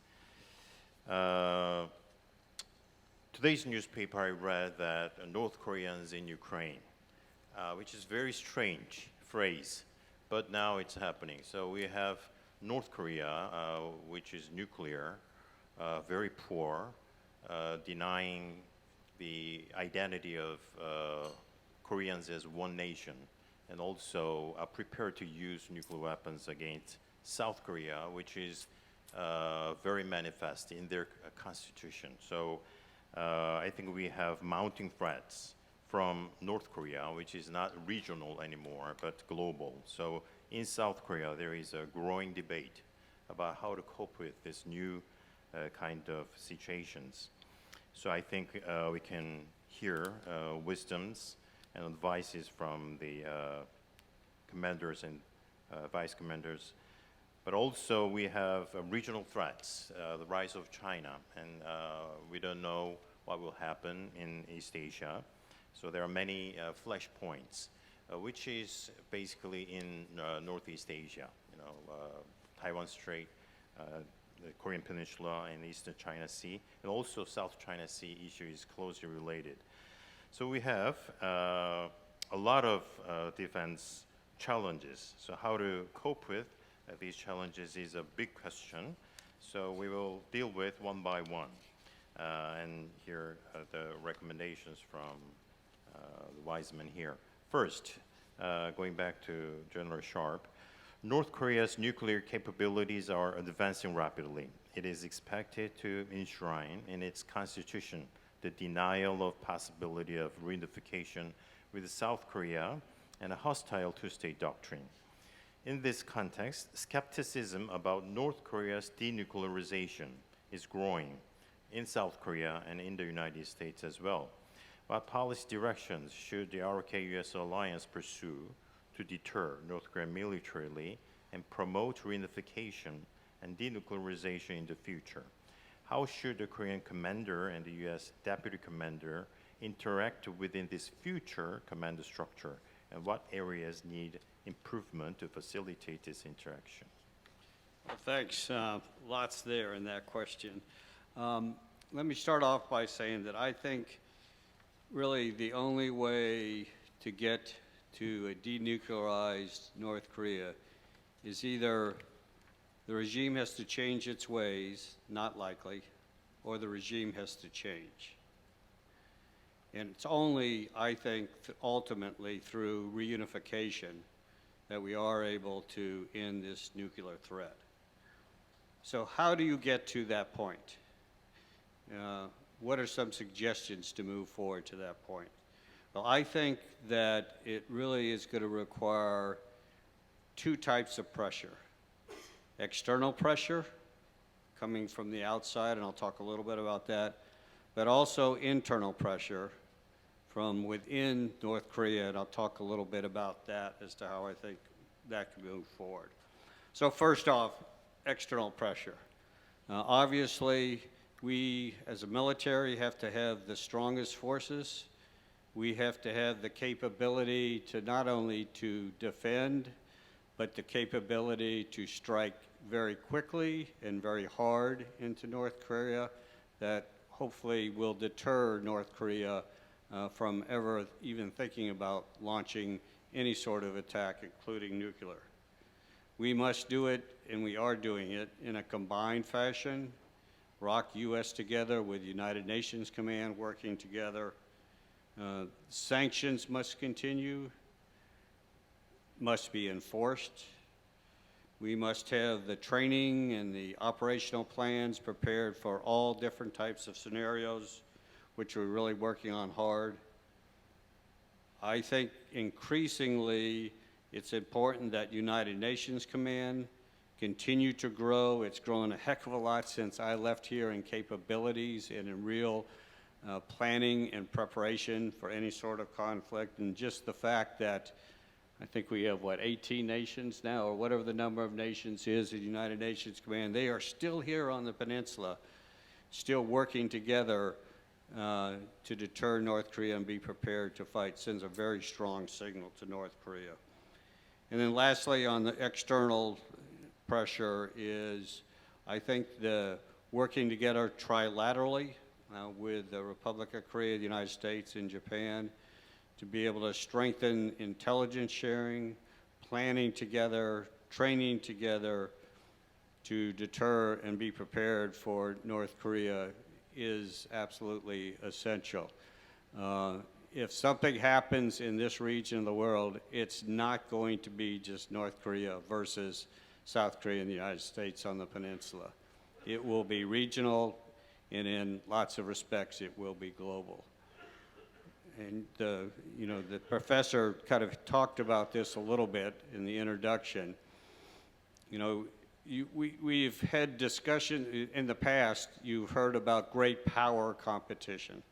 So great power competition is what? It's the U.S. and China, U.S. and Russia, and other countries. Those are powers fighting against each other to, powers that believe in freedom, human rights, democracy, education versus those that do not. And what we are seeing more and more, I think, is alliances on both sides of that equation forming and getting stronger. We've talked about one of them here already today, the alliance that's forming between North Korea and Russia.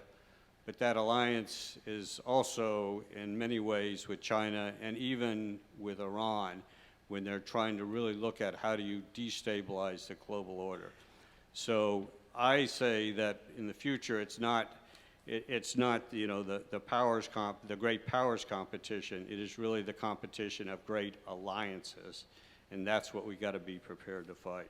So that's on the external side. So now on the internal side, how do you get North Korea people to try to really push and make some change in North Korea? I'm sure North Koreans, they are starting to understand how poor they are compared to the rest of the world, how restricted they are compared to the rest of the world. But I guess I believe that there's not going to be any chance of a strong push from inside of North Korea unless those same North Korean people see a future in a reunified peninsula for them. How does a reunified peninsula look to those people? And you could say, well, they're going to have more money, they're going to have food and all of that. That's not what they're really thinking. I mean, what do you think the military of North Korea thinks if we go through a unified peninsula?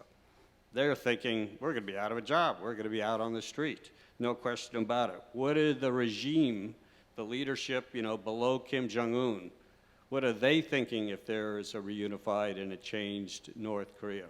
They're all thinking they're going to jail because look at all the crimes that they have committed. What do the people out in the leadership, the mayors and all out in the towns think? They think they're going to be out of a job also. How about the people that live in North Korea? They think they don't have any property rights. People are going to be claiming from South Korea, oh, my grandfather lived up there, therefore this is our land. What does China think? China thinks we're going to have U.S. forces right on the border. So what I'm saying there is we as an alliance really need to think through what does a reunified peninsula look like, and how does that, from a North Korean perspective, and how does we be able to get to that reunification in state where the North Korea people say, that's really better for me, and I do have a place in that. Then, having come to that, understanding, then we can work very, very hard to get that message into, not only the common people, but the regime, the military, and the other groups within North Korea. And I do believe that that is government's job to do that, not just NGO's job to be able to do that. So all kinds of ways to get information in there.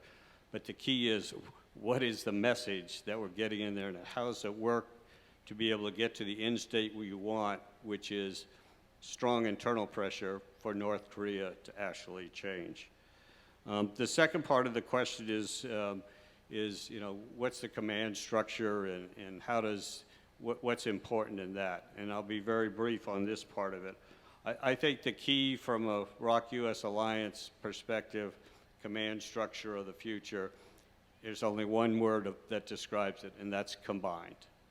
It needs to stay combined. That combined nature needs to continue to grow and get even stronger.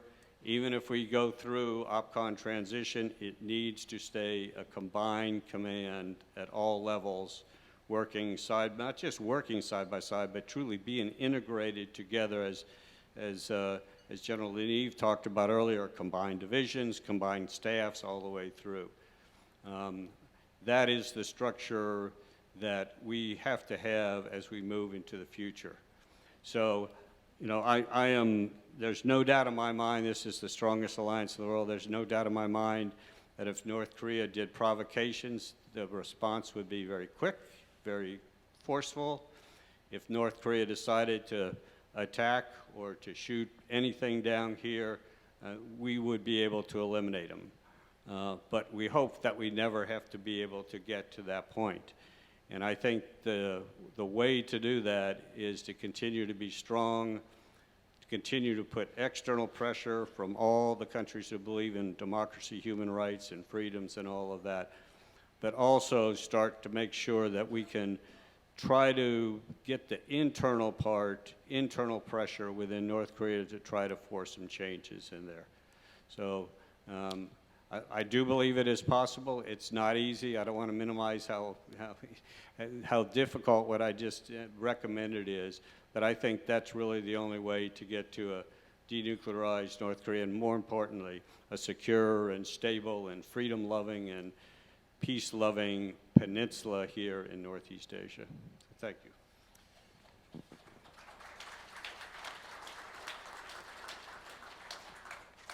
Yes, thank you very much. It's very comprehensive and rational evaluation of what's happening inside and outside of North Korea. He talked about internal and external pressure, which are very important, I guess.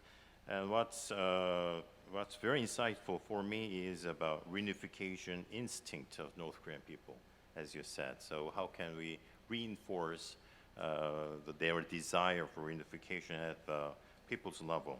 That will be very important. There are some analysis in South Korea that North Korean layperson are very much surprised by Kim Jong-un's denial of unification policy. So there is some emotional antipathy to that kind of new change of policies. So how to reconnect with North Korea people's mind from our perspective will be very important. So I think it's very insightful. When I was wondering if USFK has some kind of evaluation program, not just military side, but also social side of North Korea. As General Lim talked about, General Scaparotti's indicative scale of the rising threats, but do you have any kind of systems to evaluate what's happening inside North Korea in social and political aspects? So if you have time later, you might want to respond. Second is a little bit hard question to General Chung because it's about China. It's very hard for South Korea to talk about China because China is a close trade partner in a great country. It's a neighbor, but China's efforts to change the status quo in the Indo-Pacific region are accelerating. In particular, there are many concerns about a potential Taiwan contingency. Some expect that a Taiwan contingency could be linked to security instability on the Korean Peninsula. What efforts should the ROK-US alliance make to prepare for a potential Taiwan contingency in the future?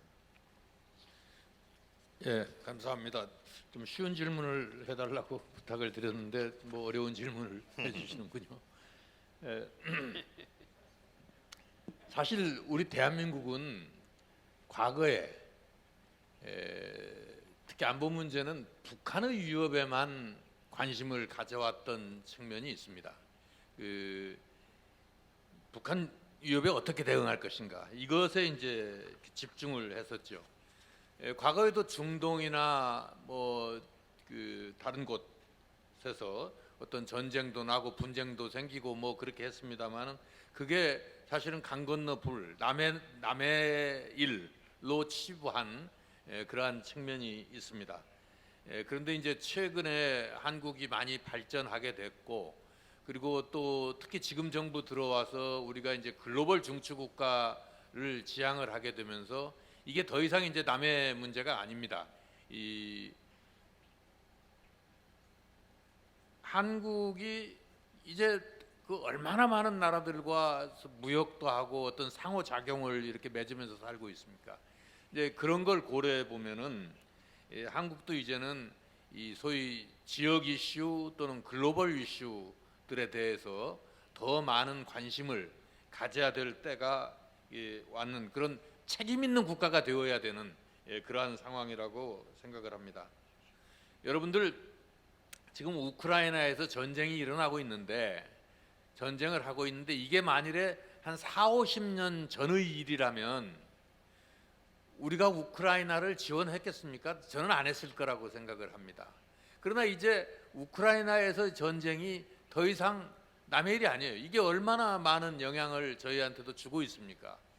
그러한 측면에서 우리가 잘 대응을 해야 될 것이고, 특히나 지금 북한이 그 러시아의 군대를 파병을 했는데 이게 뭐 파병이라기보다도 용병을 보내는 것 같은 저는 그 정보를 그렇게 이해하고 있습니다. 그런 상황인데 이거 정말 우리가 좀 슬기롭게 대응을 해야 될 것입니다. 이게 지금 제가 여기서 어떤 해결책을 이야기할 수는 없지만은 우리 정부가 우리 군이 정말 슬기롭게 잘 대응을 해야 될 그런 상황이라고 생각을 하고, 역시 정말 글로벌 이슈들에 대해서 더 큰 관심을 가져야 된다 그렇게 생각을 합니다. 여러분들 잘 아시다시피 이 동북아 지역, 동북아시아 이 지역에서 중국이 패권을 추구하고 있습니다. 그런데 여러분들 이 인도 태평양을 자유롭고 개방된 그러한 인도 태평양으로 유지하는 것은 그게 지금 미국의 전략으로 이해하지만 그게 우리에게도 매우 중요합니다. 경제적으로만 그런 게 아닙니다. 안보적으로도 중요합니다. 그래서 그러한 측면에서 이제 이 인도 태평양을 자유롭고 개방된 상태로 유지하기 위해서 이게 이제 남의 일이 아니고 우리도 일정 부분 거기에 기여를 해야 되고 관심을 가져야 될 그러한 상황이라고 생각을 합니다. 이게 동북아 지역이 됐건 동북아를 벗어난 다른 지역이 되었건 이런 여러 가지 글로벌 이슈 문제들에 대해서 관심을 가져야 되는 것이죠. 그러한 맥락에서 이렇게 보면은 우리 한미일 간의 협력이 대단히 중요하고, 한미일이 잘 협력을 하기 위해서는 우리 한일 협력을 잘 하는 게 저는 매우 중요한 일이라고 생각을 합니다. 우리가 일본하고 협력을 하는 데 있어서 많은 장애물이 있는 것이 사실입니다. 특히 역사인식 문제라든가 여러 가지 해결되지 않은 그러한 과제들이 많이 있습니다. 그런데 이러한 해결되지 않은 과제들을 다 해결해야 그 다음에 가서 비로소 우리가 협력할 수 있다라고 하는 자세로 임한다면 더 이상 협력할 수가 저는 없다고, 협력을 포기한 것이라고 생각을 합니다. 그래서 해결되지 않은 과제들은 계속해서 해결을 하기 위해서 노력을 하고 논쟁도 하고 하더라도 협력이 필요한 분야에 대해서는 또 실질적으로 협력을 하는 그러한 실사구시의 자세, 이러한 것이 필요하다고 생각을 합니다.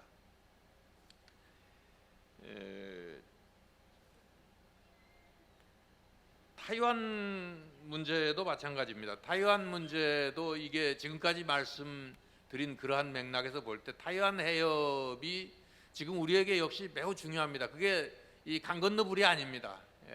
항상 상황을 예의주시하고 그것이 우리가 지금 당장 이것을 해야 된다라고 하는 것을 제가 여기서 제시할 수는 없지만은 이게 결코 남의 일이 아니고 우리도 뭔가는 기여를 해야 된다라고 하는 그런 생각을 가지고 정부는 대응을 해야 될 것이라고 생각을 합니다.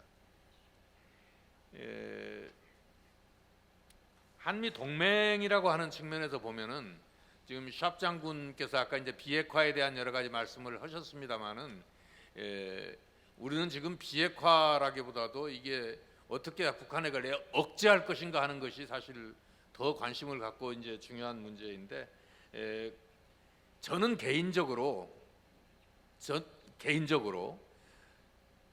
미국이 우리에게 확장 억제를 제공해 줄 것이다. 미국은 유사시 우리에게 핵 우산을 제공해 줄 것이다라고 하는 믿음을 가지고 있습니다. 그러나 이것으로 충분하지 않습니다. 우리 그 일반 국민들이 그렇게 믿을 수 있도록 확신을 주어야 됩니다. 그리고 사실은 그거보다 더 중요한 것은 북한 정권으로 하여금 그렇게 믿게 해야 됩니다. 북한 정권으로 하여금 그들이 만일에 북한 밖으로 어떤 핵을 발사하거나 핵을 사용하였을 경우에 북한의 정권은 더 이상 존재하지 못한다라고 하는 그런 확신을 북한 정권에게 주어야 되는 것이죠.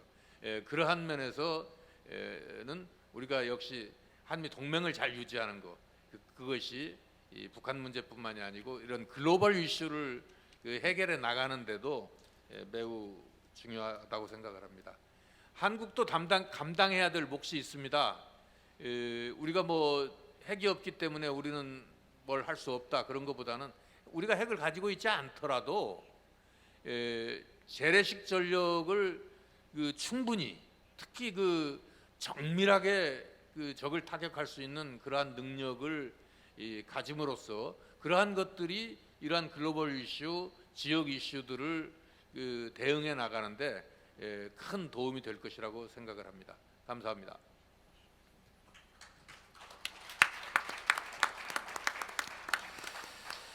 네, 맞습니다. He emphasized the changing view of South Korea to expand its perspective to regional and even global level. He also emphasized the importance of South Korea-Japan security relations. We had a trilateral security arrangement from last year, which was a great achievement. So I think he made a very good point.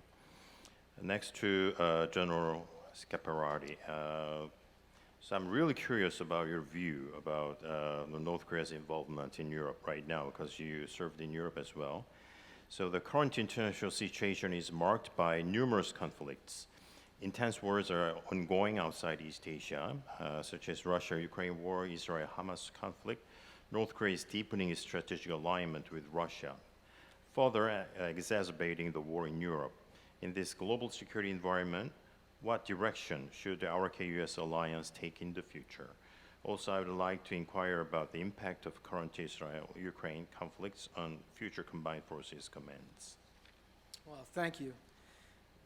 Much of what I'll touch on actually has been emphasized by those who spoke before me.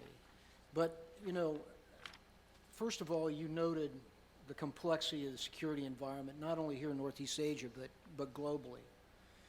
I would like to point out the growing cooperation between China, Russia, DPRK, and Iran, because I think that's very important.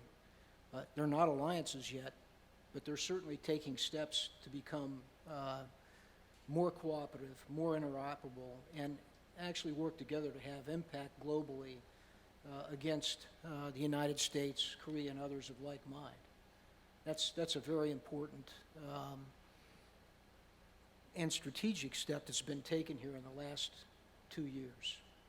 And it gets to what General Sharp said about competition of alliances. So now how does that affect the alliance today, and what approach should we take?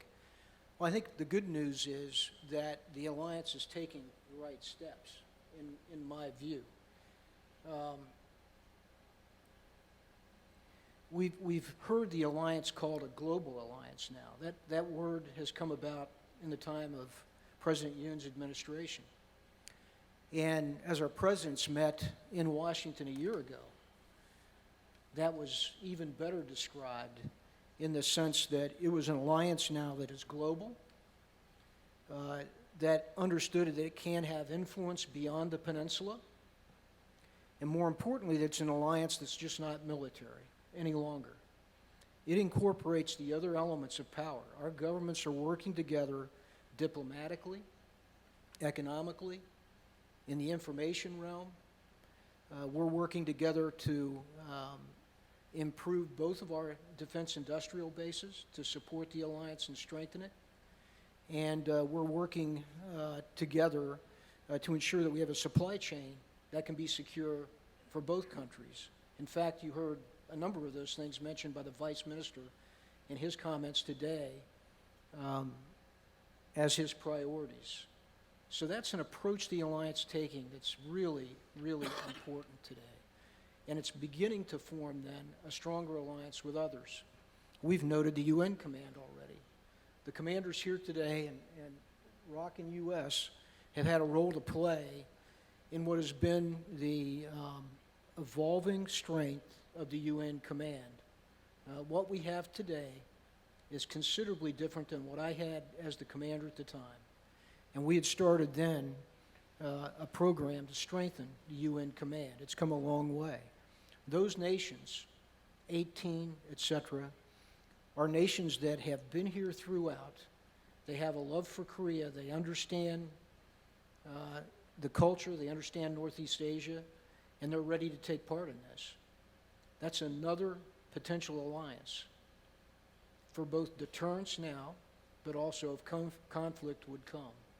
And it's important that that approach continue. You see a strengthened ROC, US, and Japan trilateral today. That's important.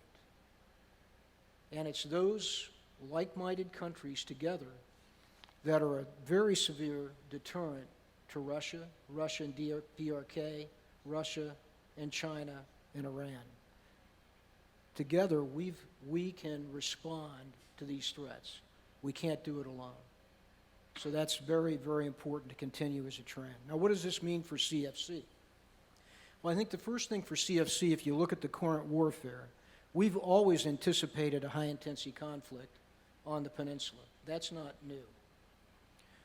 But what is new and what's evolving is you've seen the impacts of emerging technology changing the character of war, and that's ongoing today. Not any of us know what that will mean 3 or 4 years from now precisely, but we have a good idea of the trends. And we have both nations who have both a defense industry and an economy that can prepare us for that better than anybody else. So CFC in itself has to adapt. It has to be able to embrace these changes and be prepared for the future. It has to have leaders that are comfortable in a multinational, joint, all-domain fight with other like allies working with them. And then the adaptation needs to embrace the technologies that are coming along. And I'm talking about, you know, in just the last few years, the changes in the space domain, in the cyber domain, the addition of artificial intelligence. We've seen the impact of drones. We've seen the threat to air supremacy at a very low level, below mid-level even altitude, that we have to learn how to deal with because establishing air supremacy is important. We see today in Ukraine that what people call somewhat of a stalemate, I don't believe it is, but you don't see effective combined arms maneuver because we don't have effective, neither country has effective air power at this point or the ability to establish air dominance. So you can see those things and the impact they've had. CFC needs to be prepared for those kinds of emerging technologies, how to embrace them. We don't have to have it perfect. We've just got to be better than DPRK and our other adversaries, and to be able to bring that to bear in time and space. So those were my thoughts on what our alliance needs to do. We're an ironclad alliance. We're the best alliance in the world, and we'll continue to get better because I think we're on the right track.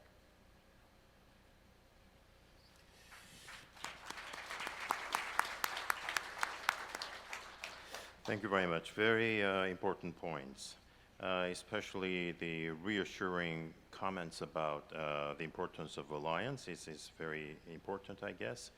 I have two brief questions. I don't know if we have time to deal with that. First one is about new technology. Do you think new technology, multi-domain, these days, AI-based command and control, nuclear power, all those things, it will help disable North Korean nuclear threats as we develop a much better new technology such as precise reconnaissance and strike, all those capabilities in the future.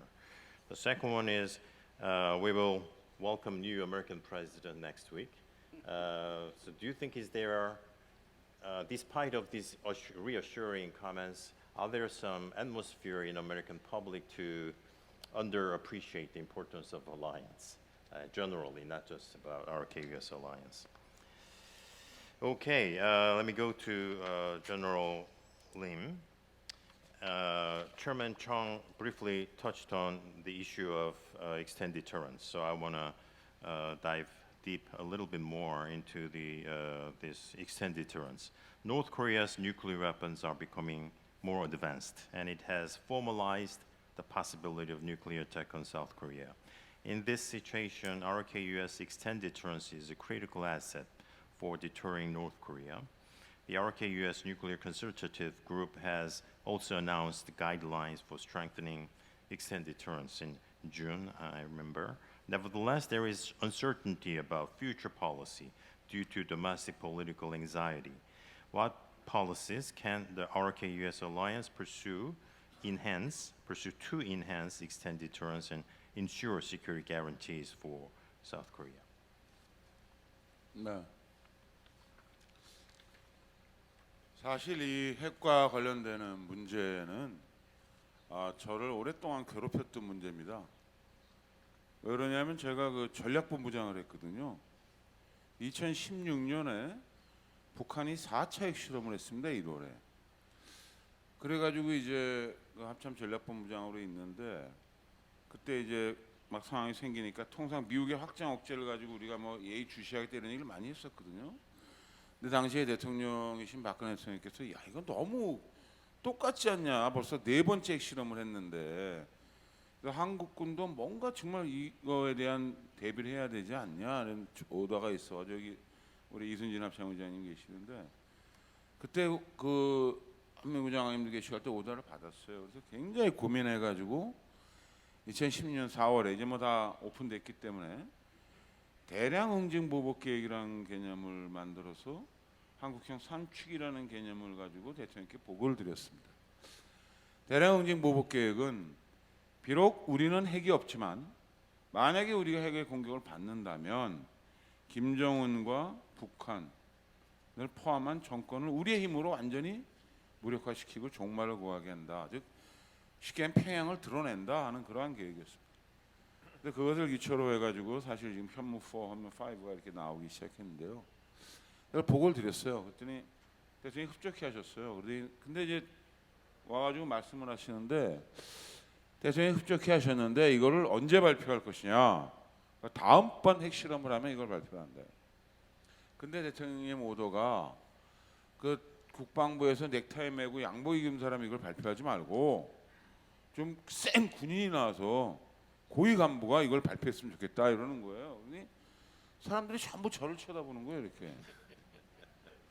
그래서 제가 그때 저 말고 그 전에 지뢰 그 목함 사건 있을 때 저보다 훨씬 험악하게 생긴 제 후배가 있었습니다. 그래서 그 친구가 막 발표한 적이 있기 때문에 그럼 그 친구를 데려다 시키자 그러니까 그 장관님이 그렇게 보더니 그 친구는 전술적 도발에 어울리는 얼굴인데 당신은 전략적 도발에 어울리는 얼굴이다. 그래서 나보고 발표를 하라는 거예요. 그래서 언제 하냐 그러니까 이제 다음번에 실험이라고 했으니 2006년에 1차, 2009년에 2차, 12년에 3차잖아요. 16년에 4차. 그러니까 3년 내지 4년에 한 번씩 하는구나. 그러면 16년에 했으니까 그때까지 내가 전략본부장을 하고 있을 가능성은 거의 없다. 그래서 하겠다 이렇게 얘기를 했습니다. 근데 그 해 북한 애들이 2번 했어요. 9월에 한 번 더 했습니다. 그래서 제가 그거를 9월에 발표를 했습니다. 농담처럼 말씀을 드렸는데 왜 이 말씀을 드리냐면 이 핵 문제는 저희 같은 군인, 특히 40년 동안 군대 생활한 저희 같은 군인에게 정말 고민입니다. 왜 그러냐면 집에 있는 저희 집사람이나 저희 친구들 만나면 전부 다 물어보는 거예요. 야, 북한이 핵 갖고 있다는데 어떻게 해야 되는 거야? 괜찮은 거야? 근데 거기에 대한 답을 군인으로서 안보를 책임지고 있는 고위장성으로 해줘야 되는 것이죠. 그래서 그러한 문제에 대해서 고민을 굉장히 많이 했다는 말씀을 먼저 드리면서 제가 가지고 있는 생각을 몇 가지 말씀을 드리겠습니다. 오로지 북한에게 대한 대비, 우리는 어떻게 해야 될 것인가? 미국과 같이 많은 국가, 우리 대한민국의 국민들이 첫 번째로 얘기하면 독자적 핵무장을 얘기합니다. 가능성 중에서 이것은 교수님들이나 기타 아웃사이드에 있는 분들은 주장할 수 있지만 실질적으로 실현 가능성은 대단히 낮습니다. 엄격하게 우리가 이러한 문제에 대해서는 이걸 준비하는 사람들은 인정을 해야 된다. 만약에 우리가 독자적인 핵무장을 하기로 미국의 동의 없이 결심을 한다면 우리는 무엇을 각오해야 되느냐? 첫 번째, 전 세계에서 미국 주도로 이루어지고 있는 NPT 체계를 우리는 부정해야 됩니다. NPT 체계를 부정하는 그 순간 우리는 북한이나 이란과 같은 제재를 받게 되는 시스템으로 되어 있는 것입니다. 그러면 전 세계 수출을 50% 이상 경제를 유지해 나가고 있는 대한민국에서 북한같이 그냥 뭐 수출하든 안 하든 원래 없던 나라니까 제재를 받든 말든 관계가 없겠지만 우리가 이러한 경제 구조를 갖고 있는 세계 10위의 경제 대국으로 제재를 받게 된다고 하는 그러한 상황이 되었을 때 우리의 대한민국의 이러한 경제적인 수준이나 안보가 유지될 수 있겠는가? 이것은 전반적인 세계 핵 무기에 대한 체계가 바뀌지 않는 한 현실적으로 불가능합니다. 이것은 일단 제껴 놓아야 된다. 그럼 두 번째 남아 있는 것은 얘기한 1970년대부터 미국이 얘기한 해구산을 기초로 한 확장 억제입니다. 이것은 사실 1970년도에 대한민국의 어떤 그 막중히 대통령 살아계실 때 문제가 있어서 미국이 핵을 만들지 말라고 대한민국에 얘기를 하고 핵우산을 제공해 주겠다고 한 게 지금까지 온 거예요. 북한의 핵 능력의 고도에 따라 발전이 되었지만 그런데 왜 불안해하느냐? 대한민국 국민들은 이거에 대한 확실성과 구체성에 대해서 신념을 못 가지고 있는 겁니다. 그러면 이거에 대한 확실성과 신념을 심어 주어야 되는 것입니다. 그러면 이 확장 억제는 크게 두 가지예요. 의지와 능력인데 의지는 수없이 많이 때마다 얘기했습니다. 미국이 북한의 핵을 공격하면 우리는 거기에 대한 응징을 정확히 할 것이다. 그렇게 얘기한 대로 뭐가 부족하냐? 구체성이나 이게 부족하다고 하는 것은 거기에 대한 능력과 자체적으로 정말 할 수 있는 것이냐는 거를 불안해하는 거예요. 그럼 이 능력을 키울 수 있는 방법 중에 확실한 건 많은 대한민국에 있는 국민들이 이렇게 얘기합니다. 핵무기를 한국에 갖다 놓자. 그러면 전술 핵무기를 갖다 놓으면 공포의 균형이 맞춰지는 것이지 않느냐. 그런데 이것도 군사적으로 굉장히 현실성이 떨어집니다. 왜 그러냐면 미국은 더 이상 지상 핵무기를 갖고 있지 않아요. 전술 핵무기를. 전술 핵무기는 공군이나 해상에서 하는 그런 걸 가지고 있는데 이것을 한국에 갖다 놓으면 그것이 북한의 표적이 될 뿐 아니라 그걸 유지하고 하는 데 굉장히 큰 노력이 들어가고 그거에 대한 효과는 사실 괌에서 출발을 하나 간에서 출발을 하나 뭐 이 오산에서 출발하나 큰 차이가 없는 겁니다. 그러면 이것도 현실성이 적다고 하면 나머지 하나는 무엇이라고 저는 생각하냐면 미국의 핵 자산에 전략 자산에 무엇인가가 한국의 KTO 내에 항상 있어야 된다. 이것을 다행히도 지난 우리 윤 대통령하고 미국의 NCG 그룹을 만들고 얘기를 하면서 전략 자산이 우리가 대한민국에 상주하는 것과 준하는 이라는 이야기를 해서 준하는 자산을 갖다 놓기 때문에 이것 가지고 사람들이 혼란스러워한다는 거예요. 대한민국. 아까 정승조 의장님께서 중요한 말씀을 하셨는데 여기에 대한 신념을 우리도 가져야 되고 북한도 느껴야 된다. 그럼 어떻게 해야 되느냐? 정말 한국과 미국이 긴밀하게 협조해서 미국의 전략 자산은 전략 폭격기, 핵무기 폭격이 가능한 폭격기가 있습니다. 잠수함이 있고 함정이 있고 여러 가지 수단들이 있습니다. 이것이 계속 전 세계를 돌아다니면서 전 세계 그러한 활동을 하잖아요. 그러면 한국과 미국의 동맹을 정말 강화하고 구체하면서 한국의 KTO 내에는 폭격기가 됐든지 잠수함이 됐든지 뭐가 됐든지 항상 그 수단 중에 하나만 고정 배치할 수는 없어요. 미국의 입장에서 그렇게 할 수는 없으니까 그것이 이 지역 내에 들어오도록 한 것을 대한민국 국민도 알게 하고 북한도 알게 해야 된다. 뭐가 군사적으로 바뀌었냐면 핵무기를 만들거나 미사일을 쏘면 사실은 모든 나라는 그걸 비밀로 하는 게 지금까지의 원칙이었습니다. 핵무기를 만들지 그러면 안 만든다고 얘기하거나 NCND를 하는 거예요. 미사일을 개발하면 그 미사일을 보여주지 않는 게 원칙이었어요. 그런데 한반도에서는 어떤 일이 벌어지고 있느냐? 북한이 미사일을 쏘면 가장 관찰하기 좋은 여명에 쏩니다. 이거는 군사적으로 맞지 않는 거예요. 그다음 핵무기를 만들었다고 보여줍니다. TV에서. 나라 지도자가 와서 핵무기를 보여줘요. 그람수까지. 이것도 말이 안 되는 거예요. 그럼 상대방은 또 그게 별거 아니라고 얘기를 해요.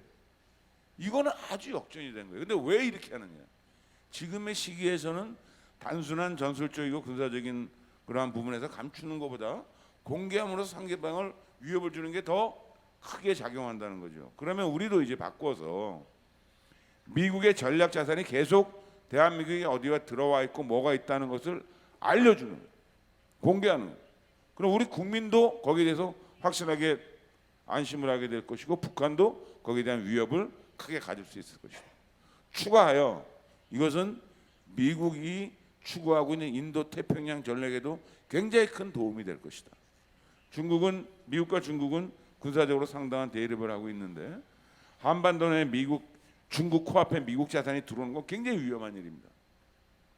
만약에 항공모함이 서해안으로 들어온다 할 때 중국의 반응은 아마 정말 엄청날 거예요. 그런데 그렇게 할 수 있는 대의 명분이 뭐냐? 북한이 만들어주고 있는 거예요. 핵무기를 개발함으로 해서. 그러한 자산들이 아까 말씀드린 것 같이 대한민국을 보호하기 위해서 한국의 KTO 내로 들어와 있다는 것은 중국을 억제하는 데도 굉장히 큰 도움이 될 것이다. 저는 이렇게 생각합니다. 또 하나는 마지막으로 이러한 것 이외에 한미 원자력 협정을 개정해야 된다는 겁니다. 지금 한국은 많은 원자력 발전소를 가지고 있으면서 폐연료봉을 하도 쌓아놔서 이게 환경 문제화가 되어 있고 이것에 대한 처리가 굉장히 곤란합니다. 그런데 이것이 지금 미국과의 원자력 협정 때문에 처리를 못하고 있어요. 그래서 이런 환경 문제도 개선하고 아까 말씀드린 것처럼 지금 대한민국이 더 이상 핵무기를 만들 의지도 없고 그러한 것이 없다는 것을 명확히 미국에 인지시키고 이러한 핵무기를 재처리해서 플루토늄으로 보관해가지고 가지고 있는다면 대한민국이 어떠한 아주 최악의 상황에 대해서 독자적으로 핵무장을 할 수 있는 리드 타임이 줄어드니까 최소한 일본과 비슷한 정도가 된다면 이것도 북한에게 대단한 추가적인 핵 개발을 하는 데 있어서 대단히 큰 위협이 될 수 있을 것이고 억제가 될 수 있을 것이다. 그래서 전향적이고 새로운 방향으로 나아갈 때가 되었다. 그리고 이렇게 되어야만 정말 북한에 대한 핵에 실질적으로 대응할 수 있을 것이다. 그리고 아까 말씀드린 것처럼 우리 한국군은 재래식 전력을 크게 향상을 시켜서 북한이 그러한 행동을 했을 때에는 독자적으로도 북한의 정권은 종말을 고할 수 있을 만큼의 능력을 탄도미사일을 포함한 여러 가지 전력 자산으로 가지고 있어야 된다. 이것이 북한의 핵을 억제할 수 있는 수단이지 않느냐 이렇게 생각합니다. 이상입니다. 감사합니다. Actually, he addressed many issues that is under hot debate in South Korea these days for extended deterrence. Reassurance is a very difficult thing. As I hear, I come to have one question, which is about security decoupling between RK and US, because South Koreans are so much worried about the possibility of decoupling, the De Gaulle dilemma, for example, because at some point North Korea might have acquire the technology to attack continental US with re-entry technology, which Kim Jong-un thinks that they can import from Russia. So if there is a great contribution of North Korean soldiers to Ukraine war, like casualties of North Koreans, increasing numbers, that will make Kim Jong-un think that he has the right to ask Russians to transfer those technologies to North Korea, which will embolden South Korea in the future, embolden North Korea in the future. That will make the situation very complex. So if you have any thoughts about it? It's a little future-oriented question, but there is worries among South Koreans regarding those possibilities. General Lim touched upon the questions about China, so let me ask General Abrams about China issue. It's also a very difficult thing.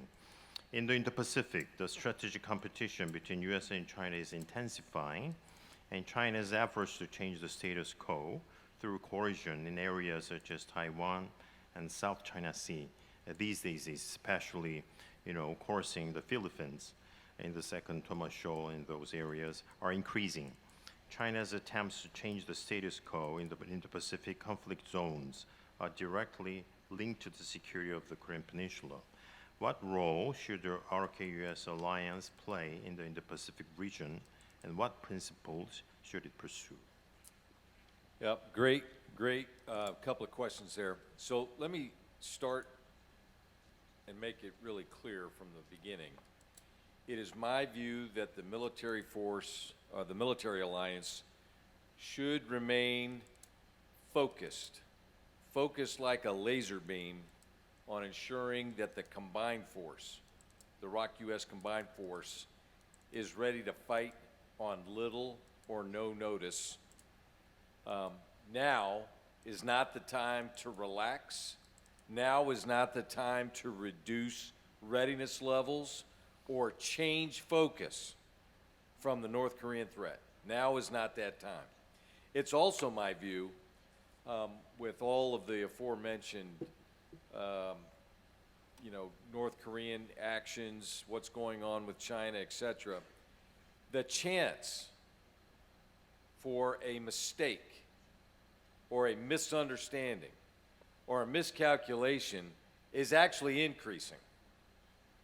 And so as tensions increase, the likelihood of one of those three things happening goes up, which puts more importance on why the combined force needs to be ready.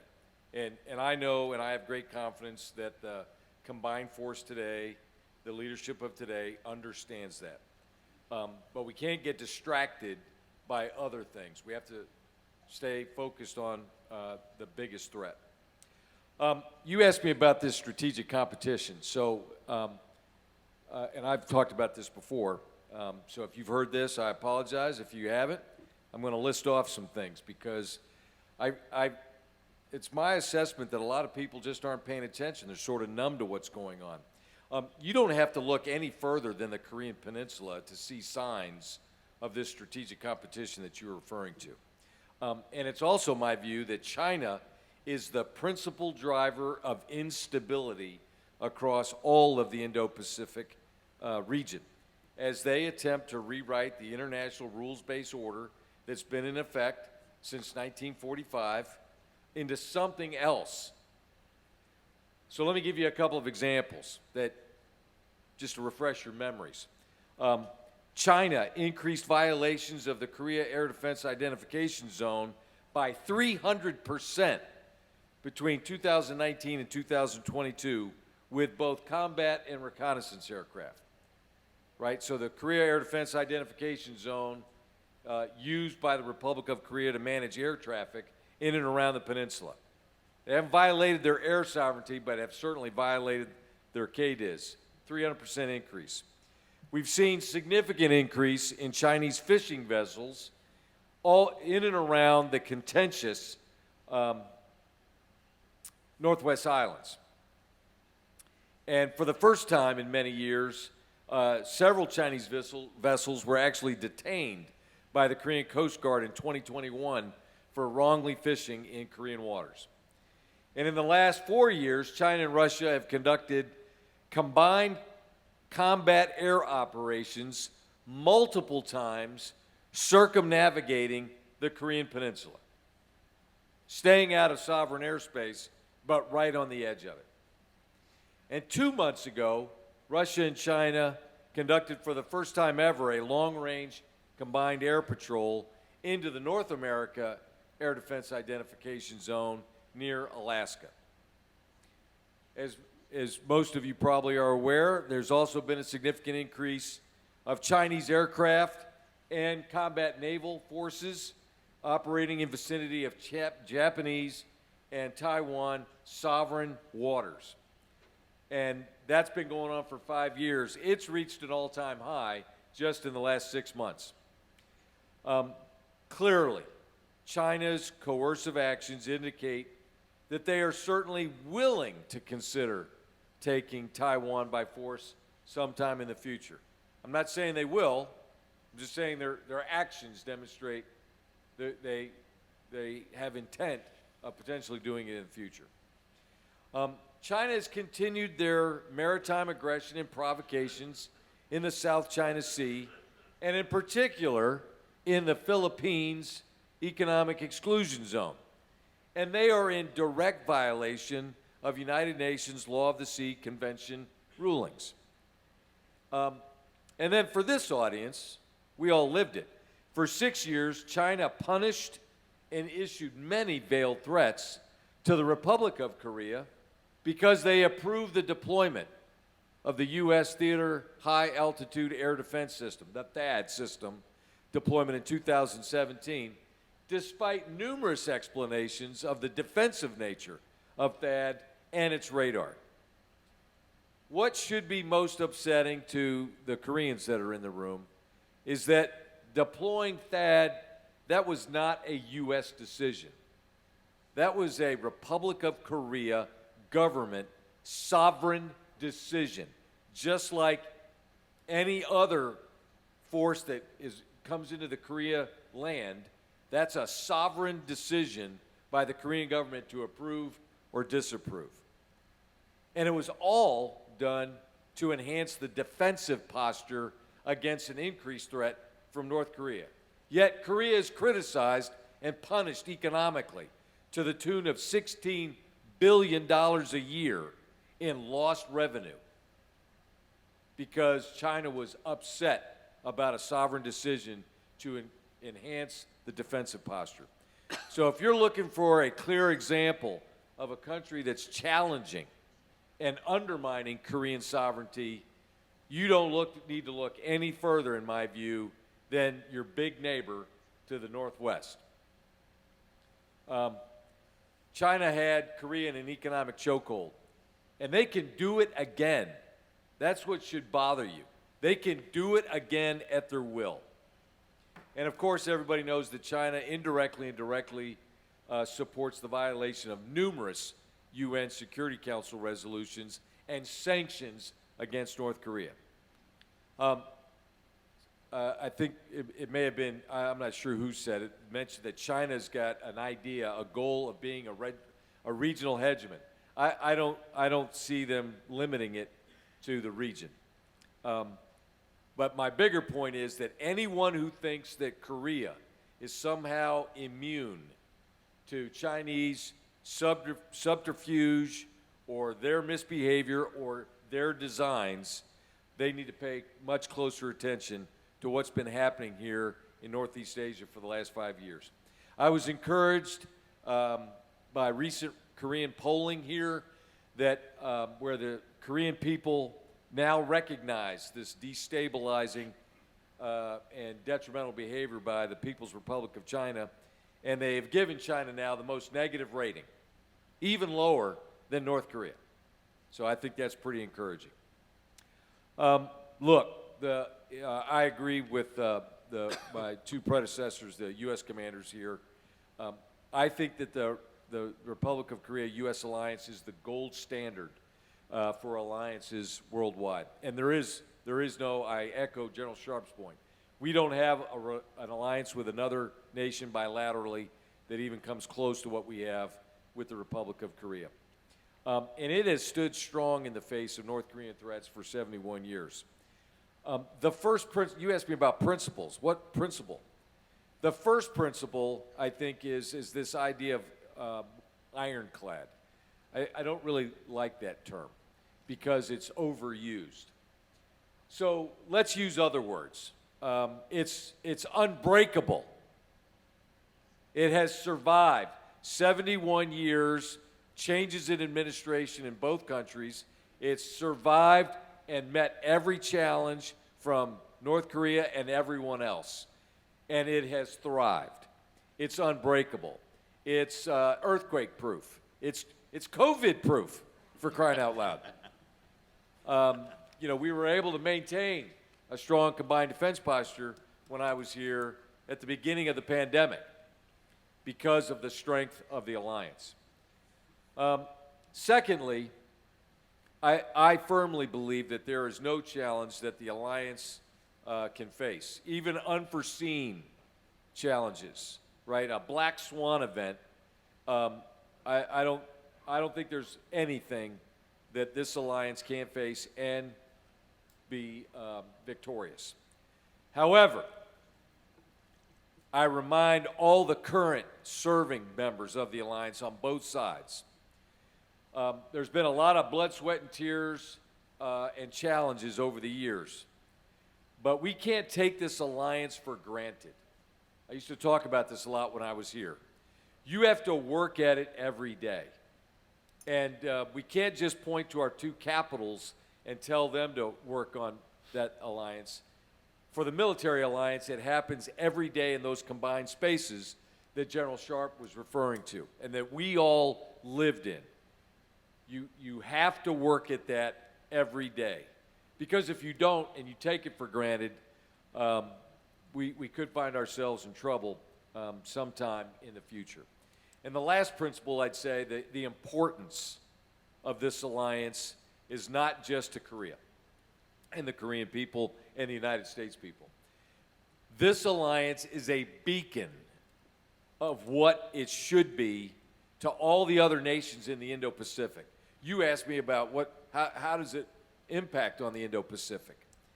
All the other nations in the Indo-Pacific look at this alliance and say, that's the model. And we have to live up to that reputation every single day because it gives encouragement to those other countries who are being coerced, who are victims, or China has ideas of making them victims of their coercive behavior. They need inspiration to stand up to it. And that's, I think, is probably the greatest gift that this alliance gives to their fellow nations here in the Indo-Pacific. Thank you.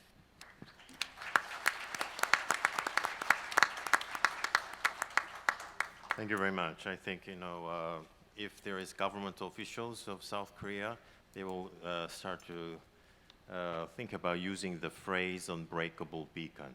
That's a very important point. Still, I have some question because there is a geopolitical, geoeconomic pressure, general pressure from China upon South Korea. Then at what point should we translate that general pressure into military preparedness? Because these are a little bit different. So at what point should we start to think seriously about military response to Chinese general threat? Maybe USFK has some indicators or standard to translate those, general pressures into military one. Last but not least, let me invite General An. We are running short of time, but this is very important. So North Korea's increasing security threats are manifesting various forms, such as additional nuclear tests, provocations based on the two-state doctrine, and provocations at territorial boundaries with North Korea. This month, RK-US Military Committee meeting, MCM, was held on discussion, based on the discussion in the meeting, what are the future tasks of the alliance, especially what types of provocations might the RK-US alliance face in the future, and how should we evolve in response? 제가 현역 시절에 나름 세웠던 원칙들이 몇 가지가 있는데 그 중에 하나가 건배사를 할 때는 무조건 제일 빨리 해라. 왜냐하면 건배사를 나중에 하다 보면 내가 하고 싶은 얘기를 앞서서 다른 사람들이 다 하기 때문입니다. 오늘도 이 자리에 지금 제가 맨 끝에 앉아 있다 보니 정말 그 탁월한 견해를 가신 다른 우리 사령관님, 부사령님께 좋은 말씀 너무 많이 해주셔서 제가 이 답변을 함에 있어도 또 중복되는 분야도 많이 있고 해서 또다시 저는 조금 구체적인 얘기로 들어갈 수밖에 없을 것 같다는 생각을 먼저 이렇게 좀 드립니다. 김정은이 집권을 한 이후에 경제력 발전, 그다음에 군사력 강화를 동시에 이렇게 추구하는 소위 변진 노선 정책을 취해왔습니다. 하지만 김정은이가 핵무장에 이렇게 치중을 하면서 결국 북한의 경제는 완전히 아주 심각한 지경에 이르렀고, 또 북한의 젊은 층을 중심으로 해서 그 충성심이 약화되어서 되는 등 이 주민들의 그 인식의 변화도 이미 감지되고 있어서 북한 정권 입장에서는 그러한 것들에 대한 대응책을 마련할 수밖에 없을 그런 상황에까지 이렇게 처해 있다고 저는 이렇게 봅니다. 이처럼 김정은이 집권한 이후에 북한은 굉장히 어려워져 있는 게 분명하다. 그러한 어려운 내부 상황을 타개하고 또 주민들에 대한 통제력을 강화하기 위해서 김정은은 적대적 두 국가론에 기초한 우리 대남 도발과 함께 북러 밀착 행위를 계속 강화할 수밖에 없을 것이라고 저는 이렇게 바라봅니다. 김정은이 얘기하는 적대적 두 국가론은 남북 체제 경쟁에서의 그 북한의 그 불안한 심리가 반영된 것이라고 저는 이렇게 바라봅니다. 결국 남한으로부터의 영향력을 차단하는 것, 완전히 절연하는 것이 자기 체제 유지에 유리하다고 판단했기 때문에 그러한 것들을 내세우고 있다라고 저는 이렇게 봅니다. 따라서 김정은은 회색지대 도발로부터 중저강도 도발까지를 자기가 통제할 수 있는 수준 범위 내에서의 위기를 고조시켜서 남북 간의 적대감을 계속 고조시키려 할 거라고 저는 봅니다. 이와 함께 지금 이루어지고 있는 파병 등을 통해서 러시아로부터 대규모의 그 경제 지원, 또 군사적 지원, 이러한 것들을 받아내므로써 내부 통제력을 강화하려고 할 것이라고 저는 이게 생각을 합니다. 또 나아가서 국제적으로는 러시아라고 하는 든든한 후원군을 활용을 해서 핵 그림자를 이용해서 우리 대남 도발, 즉 한미동맹에 대한 강압 전략을 추구하면서 또 함께 유사시에는 핵을 선제적으로 사용하겠다고 하는 공세적 핵 전략까지를 지속 추구할 것으로 저는 바라봅니다. 그렇기 때문에 우리 북러 밀착에 대해서는 아까 우리 정승조 장군님께서 이미 잘 언급을 해주신 것처럼 그 북한의 어떤 파병, 뭐 용병 형태의 그런 파병에 대한 부당성을 국제사회와 함께해서 굉장히 부각을 시키는 한편 대응책을 마련하고, 그와 못지않게 중요한 것은 블록화되고 있는 이 동북아 시대 이 지역의 안정을 고려해봤을 때 한미일 안보 협력을 보다 강화해 나가는 것이 무엇보다 중요하다는 점을 말씀드리고 싶습니다. 그리고 제가 중점적으로 말씀드리고 싶은 것은 이 두 번째 것인데, 이제 우리 한미 동맹은 북한의 핵 재래식 복합 위협이라고 하는 새로운 도전에 직면해 있다. 이제 그 새로운 도전에 대한 실질적인 대응책을 마련할 때이다라고 저는 생각을 합니다. 물론 이미 NCG를 중심으로 해서 일체형 확장 억제를 구체화시켜 나가기 위한 논의들이 이루어지고 있고, 또 그러한 논의들이 지금 MCM 또 SCM에서 연장선상에서 계속 논의되고 있는 것으로 알고 있습니다. 그 과정에서 중요한 것은 북한의 핵 재래식 복합 위협에 대한 대응을 한미동맹이 함께함에 있어서 한미동맹이 함께하는 군사 전략, 그리고 그 지향점에 대해서 한미가 함께 공감대를 먼저 이뤄내는 것, 그것이 무엇보다 중요하다고 생각을 합니다. 그 바탕 위에 한미동맹, 즉 한미연합방위체제 내에서 실효적으로 작동될 수 있는 한미 CNI의 운용 개념을 발전시키는 것이 중요하다고 저는 생각을 합니다. 지금 발전시키고 있는 우리 한미 이 CNI 운용 개념을 발전시킨 것으로 알고 있는데, 그것은 그냥 단순한 억제력을 강화하는 데 멈춰서는 안 된다고 저는 생각을 합니다. 즉 억제가 실패했을 때 실질적으로 북한의 핵무기 능력을 거부할 수 있는 것을 까지도 목표로 포함하는 것이어야 된다. 즉 억제와 거부가 상호 보완적으로 보완적으로 통합될 수 있는 그런 대응 체계를 갖추는 것이 중요하다고 저는 생각을 합니다. 이번 MCM 때 아마 우리 한국 전략사와 또 그 한미 연합사의 임무와 역할 뭐 이런 것들에 대한 것들이 논의되었다는 것을 제가 이제 언론을 통해서 좀 확인을 했는데, 바로 그러한 우리 한국 전략사, 그다음에 한미 연합사의 임무와 역할에 대한 분장도 그러한 과정에서 충분히 우리가 좀 해답을 찾아 나갈 수 있을 것이라고 봅니다. 예를 들면 전략적 수준에서는 한미 전략사가 억제라고 하는 것에 방점을 두고 우리 한미의 일체형 확장 억제 능력 그리고 다이 요소를 포함해서 다양한 대응책을 모색하는 것으로 좀 나아가고, 작전적 수준에서는 거부에 우리가 방점을 두고 한미 연합사를 중심으로 재래식 전력, 재래식 군사력이죠. 재래식 전력을 가지고 북한 핵무기 능력을 실질적으로 거부할 수 있는 군사적 대응 태세를 확실히 마련하는 것. 뭐 이런 두 가지를 병행적으로 가져간다 그러면 이 억제와 거부라고 하는 것이 시너지 효과를 발휘하면서 충분히 우리가 더 큰 억제력을, 실질적인 억제력을 줄 수 있을 것이다. 뭐 이렇게 생각을 합니다. Thank you very much. Now we have to finish the session. I'm really sorry that I cannot open the floor. I have to finish. Before I close, if there is any brief comments from any panelists for any comment, please do so very briefly. If you have any final comments or thoughts, yes, briefly, maybe one minute, please. 예, 제가 사관학교에 들어가서 한국 전쟁사를 배울 때 보니까 북한의 침략이 있고 나서 한 달 만에 낙동강까지 밀려갑니다. 그때 정말 우리 유엔군의 참전이 없었고 미국의 도움이 없었더라면 우리가 과연 어떻게 됐을까 생각하면 참 아찔한 생각이 듭니다. 그 이후로도 사실 미국이 우리에게 해준 것들은 참 많습니다. 한미 동맹을 바탕으로 한 확실한 안보가 있었기 때문에 우리의 경제 발전이 가능했고 오늘의 대한민국이 가능했던 것이죠. 그러한 측면에서 정말 여기 계신 분들이 모두 다 공감하시겠지만 정말 한미 동맹이 중요한 것이고 가치 있는 것이다라고 하는 것에 대한 공감을 좀 해주셨으면 좋겠어요. 이것은 어느 나라에 어느 대통령이 되고 말고 해서 변할 문제가 아닙니다. 이것은 그거에 관계없이 중요한 문제입니다. 그런 인식을 좀 같이 해주셨으면 감사하겠습니다. 감사합니다.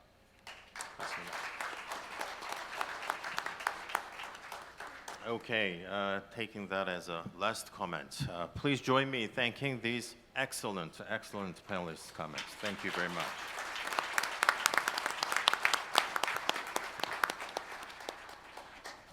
네, 감사합니다. 참전 용사의 헌신을 이어가는 복무장병의 역할 그리고 한미동맹의 미래 발전 방향을 주제로 컨퍼런스가 진행이 됐는데요. 이끌어주신 전재성 교수님 그리고 6분 패널 모두 정말 수고 많으셨습니다. 감사합니다. 네, 정말 이 국제 보훈과 한미 동맹에 관련된 중요한 해안들이 많이 나온 것 같은데요. 동맹과 대한민국 안보에 큰 도움이 될 거라 확신합니다. 다시 한번 큰 박수 부탁드리겠습니다. 자, 이것으로 2024년 2차 한미동맹 컨퍼런스를 모두 마치도록 하겠습니다. 지금부터 약 30분 동안 로비에서 커피 브레이크가 있겠습니다. 행사장 밖으로 나가주셔서 참석자들과 담소를 나눠주시면 감사하겠습니다. 이곳 그랜드 볼륨은 갈라만찬 준비를 위해서 좌석을 조정하고 예행 연습을 할 예정입니다. 고맙습니다.